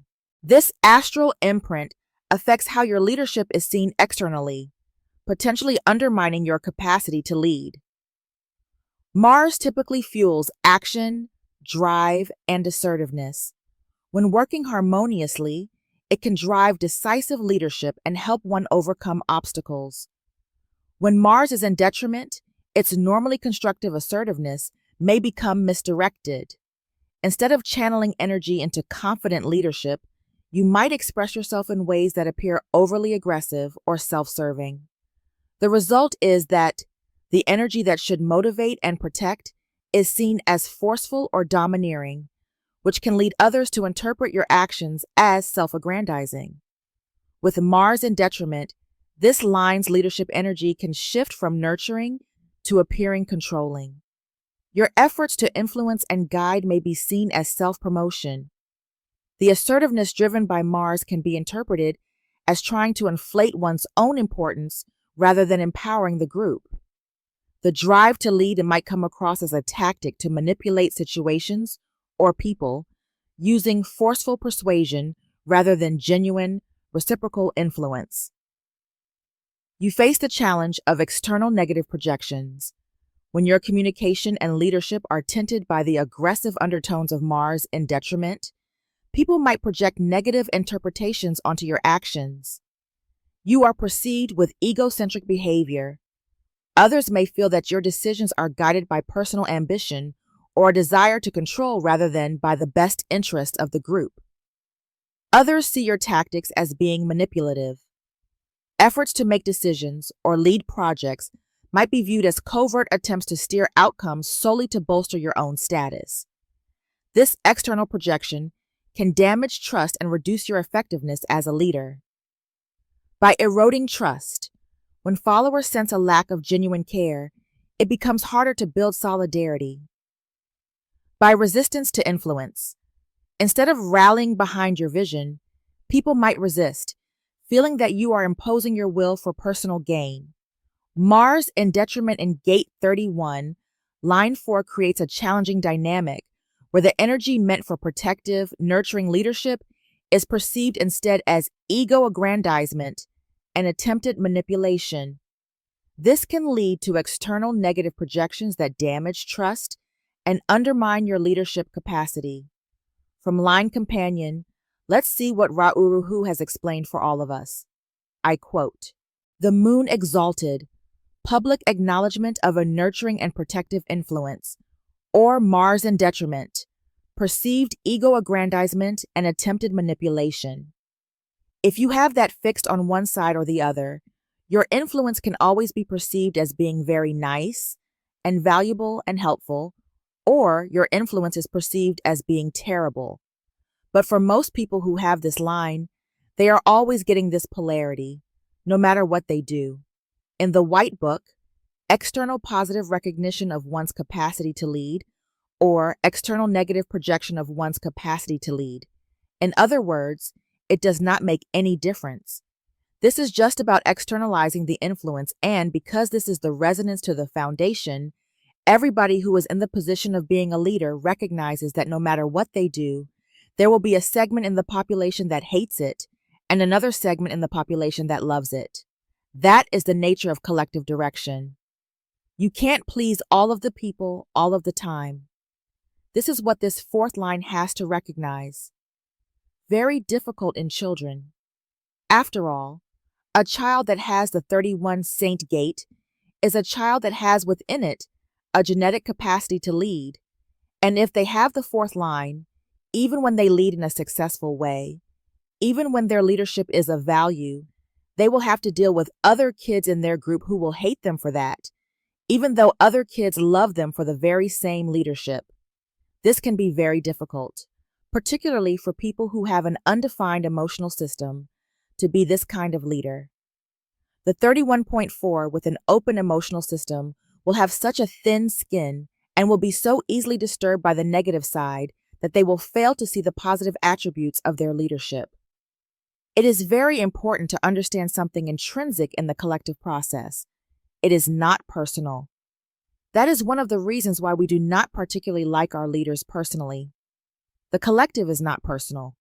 The moment we make it personal, we have a problem. This is collective leadership, and in the collective sense, you are always going to meet criticism. You will meet those who are satisfied with you and those who are dissatisfied with you.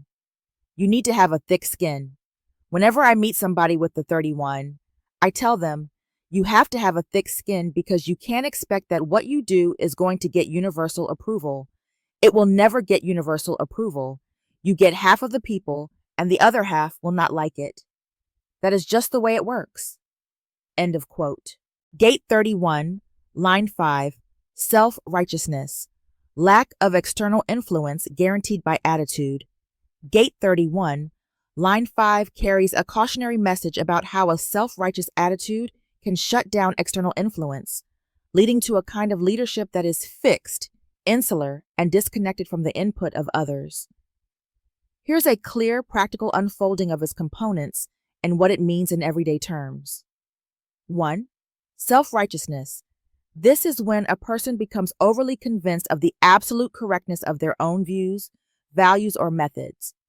They hold themselves to a high moral standard and expect that their way is the only right way. As a practical impact, in leadership or any influential role, this attitude can lead to inflexibility. When you believe your perspective is infallible, it becomes difficult to see the merit in alternative ideas or approaches. This often results in a closed mindset where feedback is ignored or even dismissed outright. 2. Lack of external influence. What it means. The phrase lack of external influence guaranteed by attitude suggests that when self-righteousness sets in, it effectively isolates you from the wisdom, feedback, and perspectives of others. Your decisions and actions are dictated solely by your internal beliefs, with little to no consideration for external input. Why it matters. In practical terms, being disconnected from external influence means missing out on valuable insights. In both personal and professional contexts, engaging with diverse opinions and experiences can enhance creativity, improve decision-making, and foster more balanced outcomes. Without external influence, you risk creating an echo chamber where only your ideas are heard, which can lead to stagnation and potential missteps. 3. Guaranteed isolation through attitude. When your attitude is defined by self-righteousness, it naturally prevents any challenge or outside influence from affecting your perspective. This is not usually a conscious choice. It's more of a byproduct of the belief that your way is superior. Over time, this insularity means that even if valuable external ideas are offered, they are likely to be rejected or dismissed. This guarantees that your approach remains unchanged, potentially leading to a rigidity that hampers growth and adaptation in dynamic environments. 4. To integrate the lesson into your life. Use self-reflection. Regularly reflect on your decision-making process. Ask yourself if you're truly considering external opinions or if you're filtering out dissenting views simply because they challenge your own ideas. Solicit feedback. Actively seek out diverse perspectives. In meetings or collaborative projects, invite others to share their thoughts and make it clear that differing views are valued, even if they contradict your initial stance. Practice humility. recognize that no one holds the complete truth. Embracing a humble mindset can open you up to continuous learning and improvement. Remember that influence is a two-way street. By being open to influence, you can ultimately enhance your effectiveness as a leader or communicator. Implement checks and balances. Create structures such as regular team debriefings or peer reviews that encourage a healthy exchange of ideas and help counteract any tendencies towards self-righteous isolation. In essence, Gate 31, Line 5, warns that self-righteousness can create an environment where your influence is strictly self-generated, completely cutting off external input, and thereby limiting your ability to adapt, grow, or connect with others. By being mindful of this tendency and intentionally incorporating external feedback, humility, and diverse perspectives into your decision-making process, you can avoid the pitfalls of self-righteous isolation and foster a more dynamic, responsive approach to leadership and influence. Ross said that the first line always shows us the basic nature of a hexagram, and we have seen that the nature of this gate of influence is to manifest the influence, to make the transference. When we get to the fifth line, we see how leadership is perceived by the world, and the way people perceive influence, and those that carry influence, is this line of self-righteousness.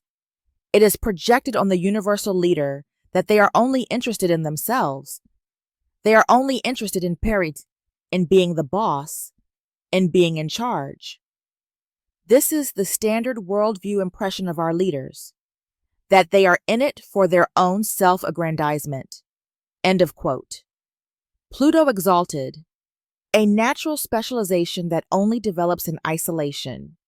However, when the development is complete, the extremely difficult and generally impossible task of externalizing the influence, a specialization that demands that one leads oneself. Pluto, exalted in Gate 31, Line 5, brings a profoundly transformative and intense flavor to leadership.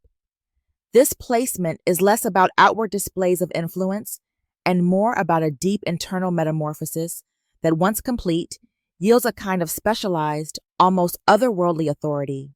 However, because this transformation occurs almost entirely in isolation, expressing or externalizing that influence can be extremely challenging. Pluto is the planet of transformation, regeneration, and profound inner change.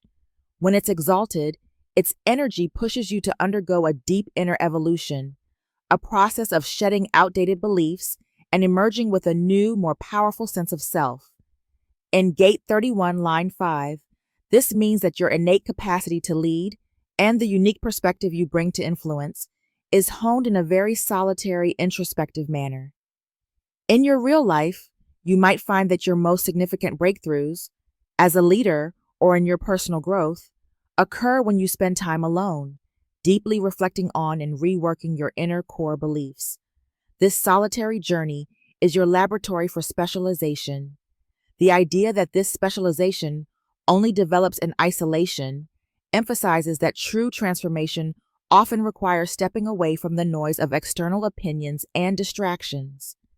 In this phase, you refine your unique way of thinking, acting, and leading in a private space. Think of an artist who retreats into a quiet studio to develop their style. In a similar way, you cultivate a rare and refined leadership energy by disconnecting from constant external feedback during critical transformative phases. Now, with this placement, there is this difficult task of manifestation. Once your inner transformation is complete, the next phase is the extremely difficult task of making your powerful inner influence visible and accessible to others. Because your evolution happened in isolation and is highly specialized, translating that internal wisdom and strength into everyday interactions or conventional leadership can feel nearly impossible. You may struggle with sharing your insights or asserting your influence in conventional settings. Others might not immediately recognize the depth of your transformation because its roots are so internal and personal. The challenge lies in externalizing what you have learned about yourself. This might involve Developing new communication channels. You might need to find unconventional or deeply personal ways of expressing your authority, methods that resonate with both your inner truth and your external environment. Learning to adapt. While your inner work is transformative, you'll need to develop a skill set that translates that work into effective leadership, bridging the gap between inner wisdom and practical application. The concluding part of the message, a specialization that demands that one leads oneself, underscores that before you can influence others authentically, you must master the art of self-leadership. This isn't about controlling others. It's about being in command of your own inner world. In your real life, you learn to trust your internal judgment and navigate personal transformation with clarity. Because your journey is so individual, you must hold yourself accountable for your actions, feelings, and growth. External influence or validation isn't the starting point. It comes as a secondary outcome, if at all. When you lead yourself effectively, you set the stage for any form of external leadership. However, the highly specialized nature of this transformation means that your leadership style might be unconventional, deeply nuanced, and sometimes even misunderstood by those who haven't experienced a similar inner journey. As a short conclusion, Pluto exalted in Gate 31, line 5, represents a journey of profound personal transformation that occurs in isolation. This inner specialization creates a unique and potent capacity for leadership. But because it is forged in deep solitude, externalizing that influence is a daunting, often nearly impossible task. Moon in detriment, a deep focus on personal experience that is self-fulfilling and has no external ambitions. A lack of ambition where one is content to lead oneself. When the moon is in detriment in Gate 31, line 5, the natural inclination toward emotional insight and nurturing becomes narrowly focused inward. Instead of radiating leadership outward, the energy is turned toward personal experience and inner fulfillment.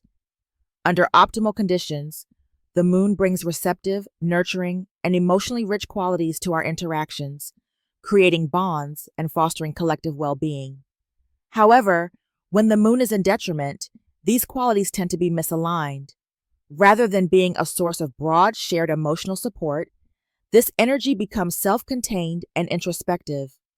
For someone with this configuration, the natural drive is not directed at externalizing warmth or influence.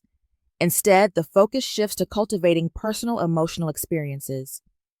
The individual finds deep satisfaction in internal exploration and the intimate understanding of their own feelings. With the moon's energy turned inward, the transformative process becomes highly personal. The individual is more involved in leading themselves rather than aiming to guide or influence others. The focus on personal experience leads to a state where one's emotional and intuitive needs are met internally, leaving little drive to extend leadership externally. There's a comfort in managing one's own inner world. The person finds reassurance and meaning in self-guidance without feeling the need to take on broader responsibilities or to pursue public influence.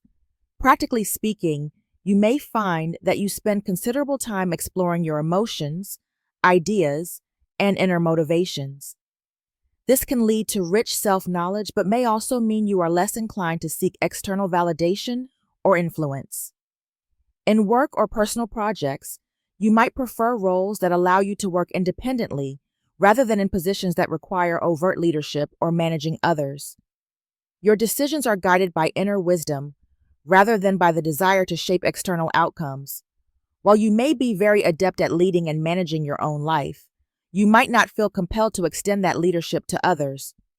This can sometimes result in missed opportunities for collaboration or collective growth, but it also creates a stable inner environment where you are fully content with self-direction. Recognize that this deep focus on personal experience is a powerful tool for inner development. It can lead to profound self-awareness and resilience, qualities that are valuable in their own right.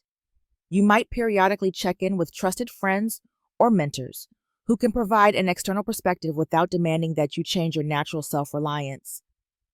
This gentle integration can enrich your personal journey without diluting your sense of self. Ra Uruhu speaks about these placements. Inline companion.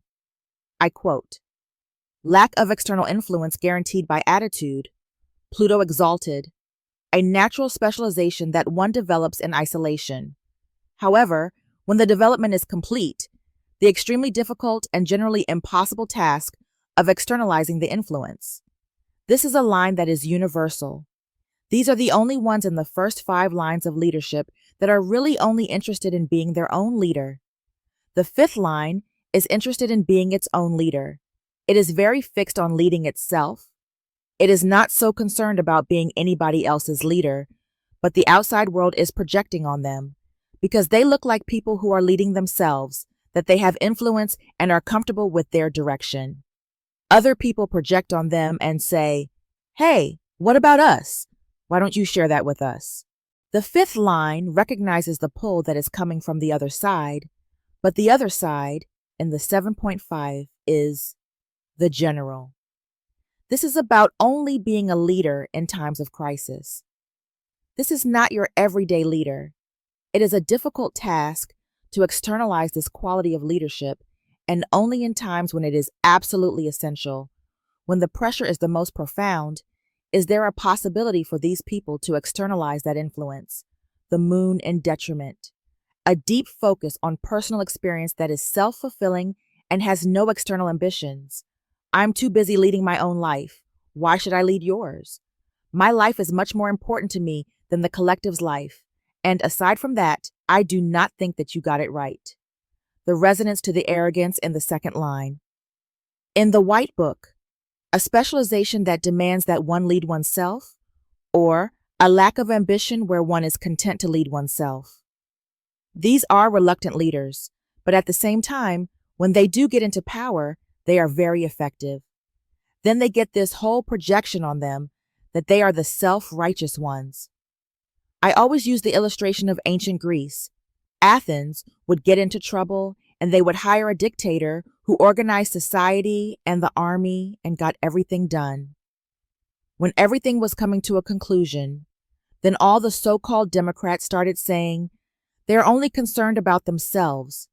They are really self-righteous and not really concerned about us, and thus it's time for them to go. This is the real quality of leadership that the outside is projecting on.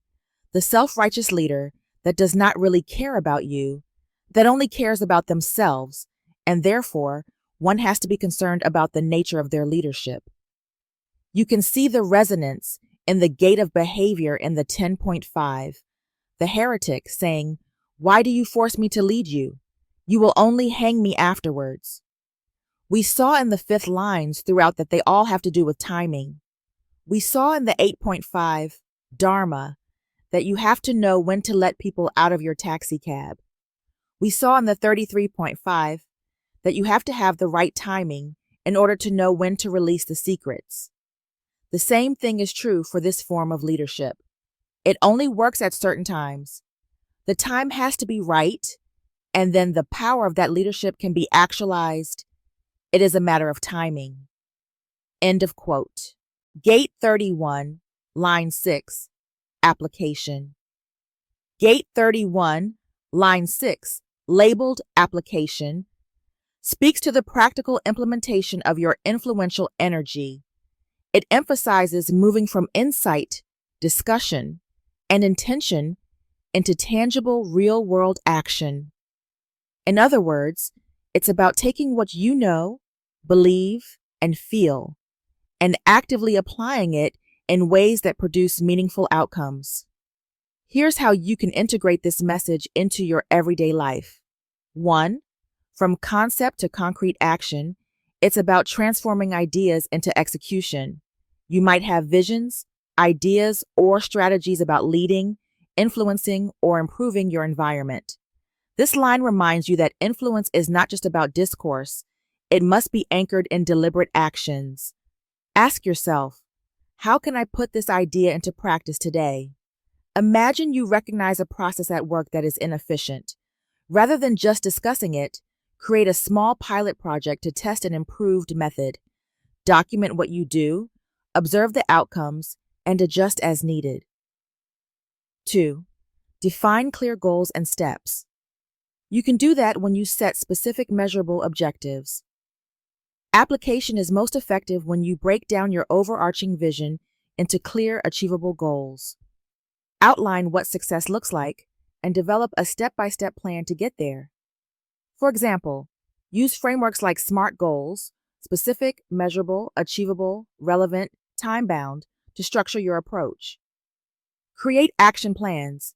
Each idea or insight you have should be followed by an action plan.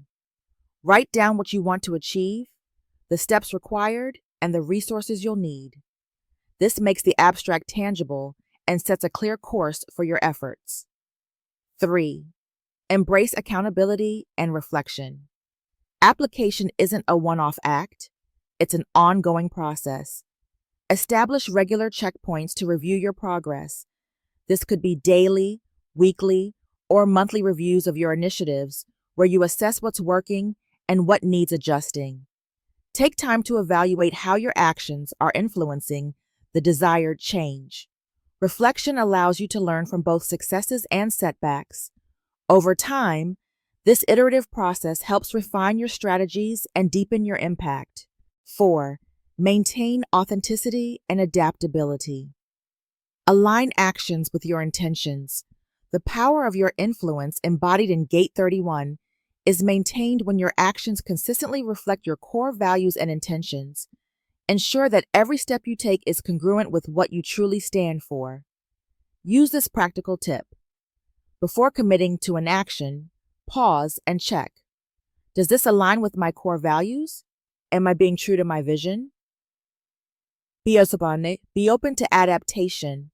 The journey of application also means being flexible. Sometimes the first attempt might not yield the desired results, and that's part of the learning process. Adapt, reframe, and try again without losing sight of your overarching purpose. 5. Integrate application into different areas of your life. At work, project initiatives.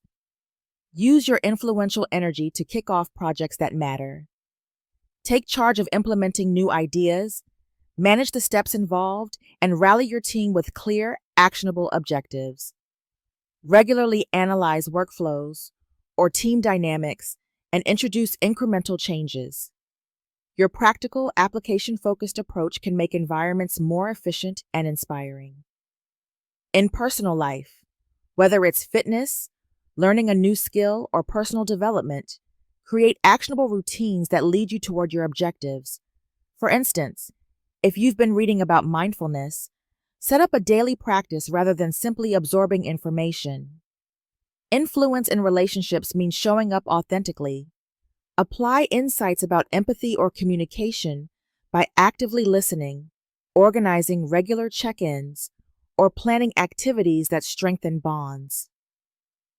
In community engagement, if you're passionate about a social cause, apply your energy by organizing community events, starting initiatives, or collaborating with local groups. Action moves ideas into reality and creates real change. Gate 31, Line 6, Application, challenges you to be the bridge between thought and action. To integrate this message into your life, practice turning insights into clear, measurable actions. Define your goals, map out your steps, hold yourself accountable, and continuously reflect and adapt. By doing so, you not only validate your influence through tangible outcomes, but also create a meaningful, lasting impact in both your personal and professional realms. Sun exalted. Actions which match the words and thus guarantee success. Leadership whose expression and action must be one and the same. When the sun is exalted in Gate 31, Line 6, it marks a leadership style where there is perfect alignment between what one says and what one does. This placement emphasizes the importance of integrity and consistency in leadership. With the sun exalted, your inner light shines brightly, symbolizing clarity, passion, and authenticity. In this configuration, you are naturally compelled to ensure that every statement, promise, or vision you express is backed by concrete corresponding actions. A real-life example. If you speak about the importance of teamwork and transparency at work, you must also demonstrate these values by actively engaging with your team, sharing information openly, and being accessible. There's no gap between your words and your actions, which builds trust and respect. When actions match words consistently, success tends to follow because people are more likely to trust and follow a leader who practices what they preach. Your integrity becomes your signature trait, leading to stronger relationships and more reliable outcomes. You will see the impact. Customers, colleagues, or community members are more inclined to commit to your vision because your reliability confirms that goals will be reached without resorting to empty promises. Leadership in Gate 31, Line 6, isn't fragmented between thought and deed. It's a seamless embodiment of both. Your leadership becomes not just an idea or a set of words, but a dynamic force that is visible in your everyday actions. Consider a project leader who announces ambitious strategies. If every decision, meeting, and initiative reflects those strategies, the team experiences a clear sense of direction and purpose. This complete alignment between vision and execution acts as a magnet for success. The exalted sun in this position reinforces authenticity, meaning you're not trying to mimic a leadership style that isn't yours. Instead, you are genuine in your approach, which naturally invites others to align with your purpose. Here is a practical tip. Reflect regularly on your intentions. Ask yourself if your daily routines and decisions truly mirror your stated ambitions. This check-in process ensures that any divergence is corrected promptly. In order to integrate this placement in your life, develop the habit of evaluating your actions relative to your words. Whether through journaling, feedback from trusted peers, or reflection sessions, maintain a close watch on whether your leadership practices align with your public commitments. Make your intentions clear from the onset. When you speak about a goal or direction, outline the practical steps you plan to take. Then, follow through rigorously. This transparency helps others see the natural progression from idea to implementation. Use every opportunity to model the behaviors you advocate, whether it's punctuality, ethical decision-making, or commitment to excellence. Let your actions serve as real-life demonstrations of your principles. Over time, this consistency will solidify your reputation as a leader whose expression and action are one and the same. Recognize that trust is built on small, consistent acts over time. Each time your actions reflect your words, trust grows, enhancing your influence and ability to lead effectively. As others observe the consistency in your behavior, your credibility increases. People are drawn to leaders who are reliable and genuine, leading to stronger buy-in, support, and collaboration. When promises are consistently met by action, the foundation of your leadership becomes robust, and the initiatives you lead are more likely to succeed because they're built on a bedrock of trust and integrity. Your example sets a powerful precedent. When team members see that their leaders' actions are always in step with their words, they are inspired to adopt similar practices, creating a culture of accountability and high performance. In a few words, with the sun exalted in Gate 31, Line 6, your leadership is defined by the absolute alignment of your words and actions. This synthesis ensures that your influence is not only effective, but is also trusted and respected. Moon in detriment. A superficiality in application that borders on hypocrisy and is justifiably treated accordingly.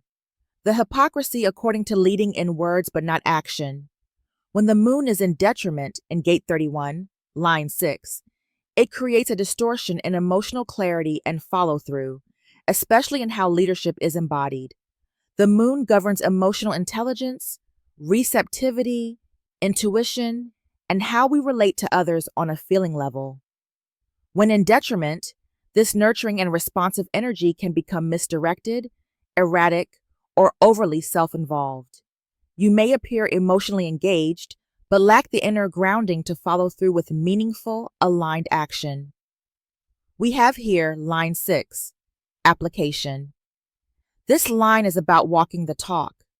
The ideal is when leadership is not just expressed through eloquent ideas, but embodied through congruent action. It represents the ultimate test of integrity and influence. What happens with moon in detriment at line 6? A superficiality in application that borders on hypocrisy. This phrase highlights the emotional gap that can exist between the words spoken and the actions taken. You may say all the right things. You may be perceived as a leader or influencer. But if your actions don't match your words, people feel it. Because the moon governs perception, others will intuitively pick up on the emotional dissonance. Even subtle inconsistencies can erode trust, especially in leadership roles. In practice, you may have strong intentions, but when emotional follow-through is lacking, your leadership can be dismissed as performative or shallow. We continue with the second part, and is justifiably treated accordingly. You may face backlash, mistrust, or even reputation damage if your leadership appears hypocritical, even if your intentions were good. People don't just listen to what you say, they feel the truth of who you are. The world responds not to your ideals, but to how well you live them. If you feel the need to work with this energy, real-life guidance, be honest with yourself.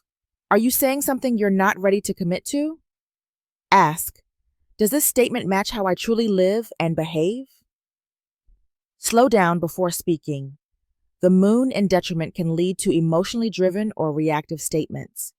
Pause. Let your emotions settle before promising or asserting anything publicly. Don't try to sound like a leader. Be one quietly and truthfully. Focus less on saying the right thing and more on building a life that naturally reflects your values. Be transparent when you fall short. If there is a misalignment between your words and actions, own it. Vulnerability and accountability rebuild trust far faster than defensiveness or denial.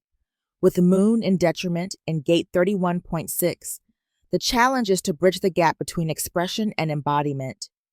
If not addressed, this energy can create a sense of emotional insincerity or hypocrisy, where leadership is seen as all talk and no action. Just live your words and take full responsibility for your expression. About these placements in 6th line, here is the explanation of Ra Uru Hu. I quote, "When we get to the 6th line, we get to the transition line. We know that the transition is rooted in the awareness frequency of trust or not. Can I really trust in this? Can it really go beyond?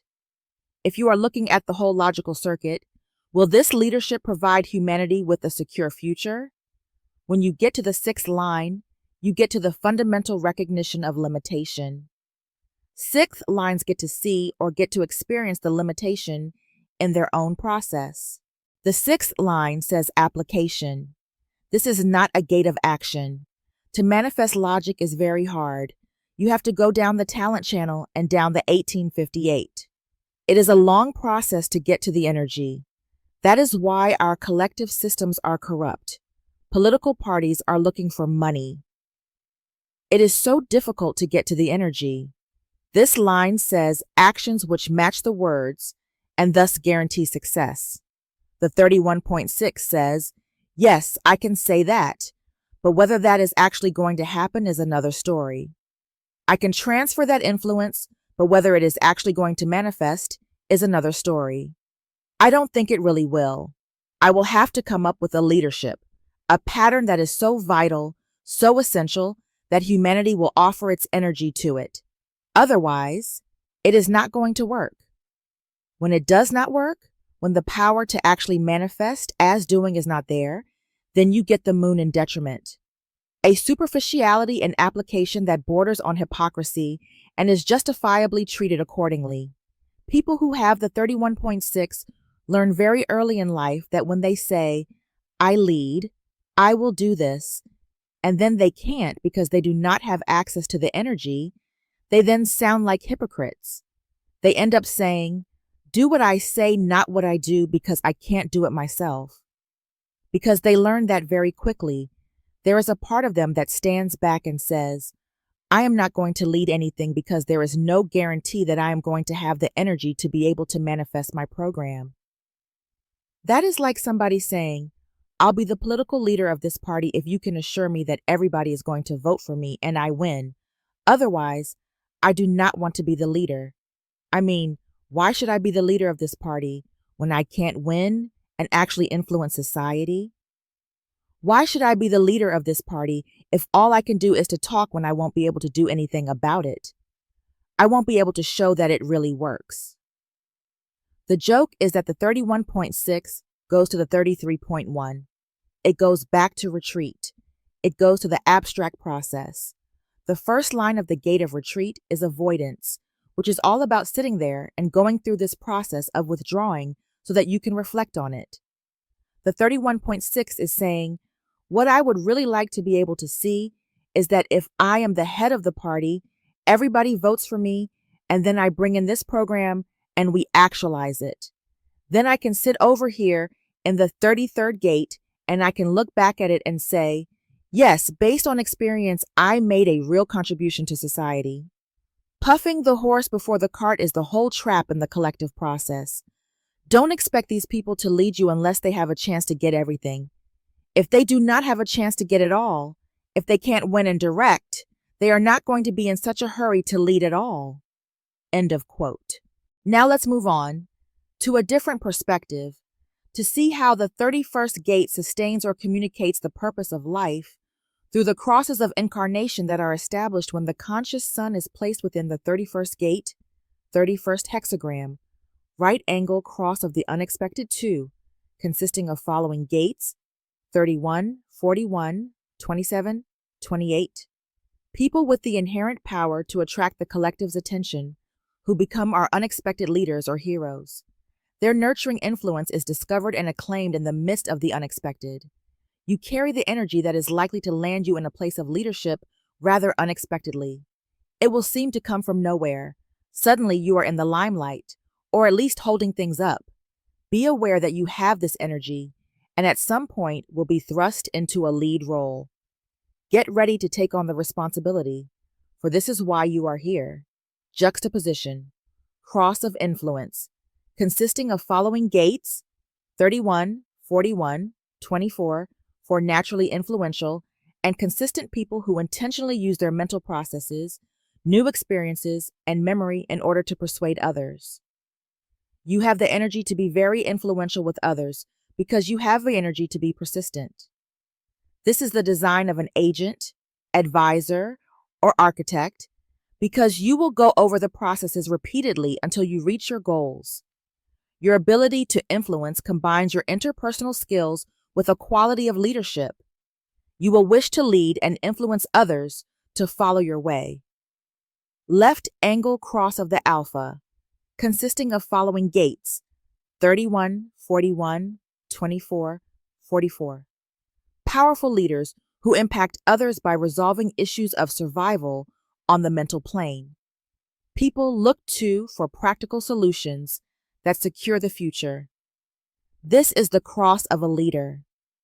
You have the alpha energy to be the leader of the pack and make sure the pack's survival needs are taken care of. You have the mental agility to plan and the presence that assures all that they are safe. Safety is an important act of your leadership as the group you lead wants to alleviate the fear based in survival. Your energy lends naturally to this, whether you lead as a general or patriarch, but make sure you enter leadership in accordance with your human design type and strategy. This will ensure strength in your leadership style. I hope this material is helpful and supporting for the development of your human design knowledge. Please share if you enjoyed listening and subscribe if you want to be notified about any new posting of informative learning materials regarding human design.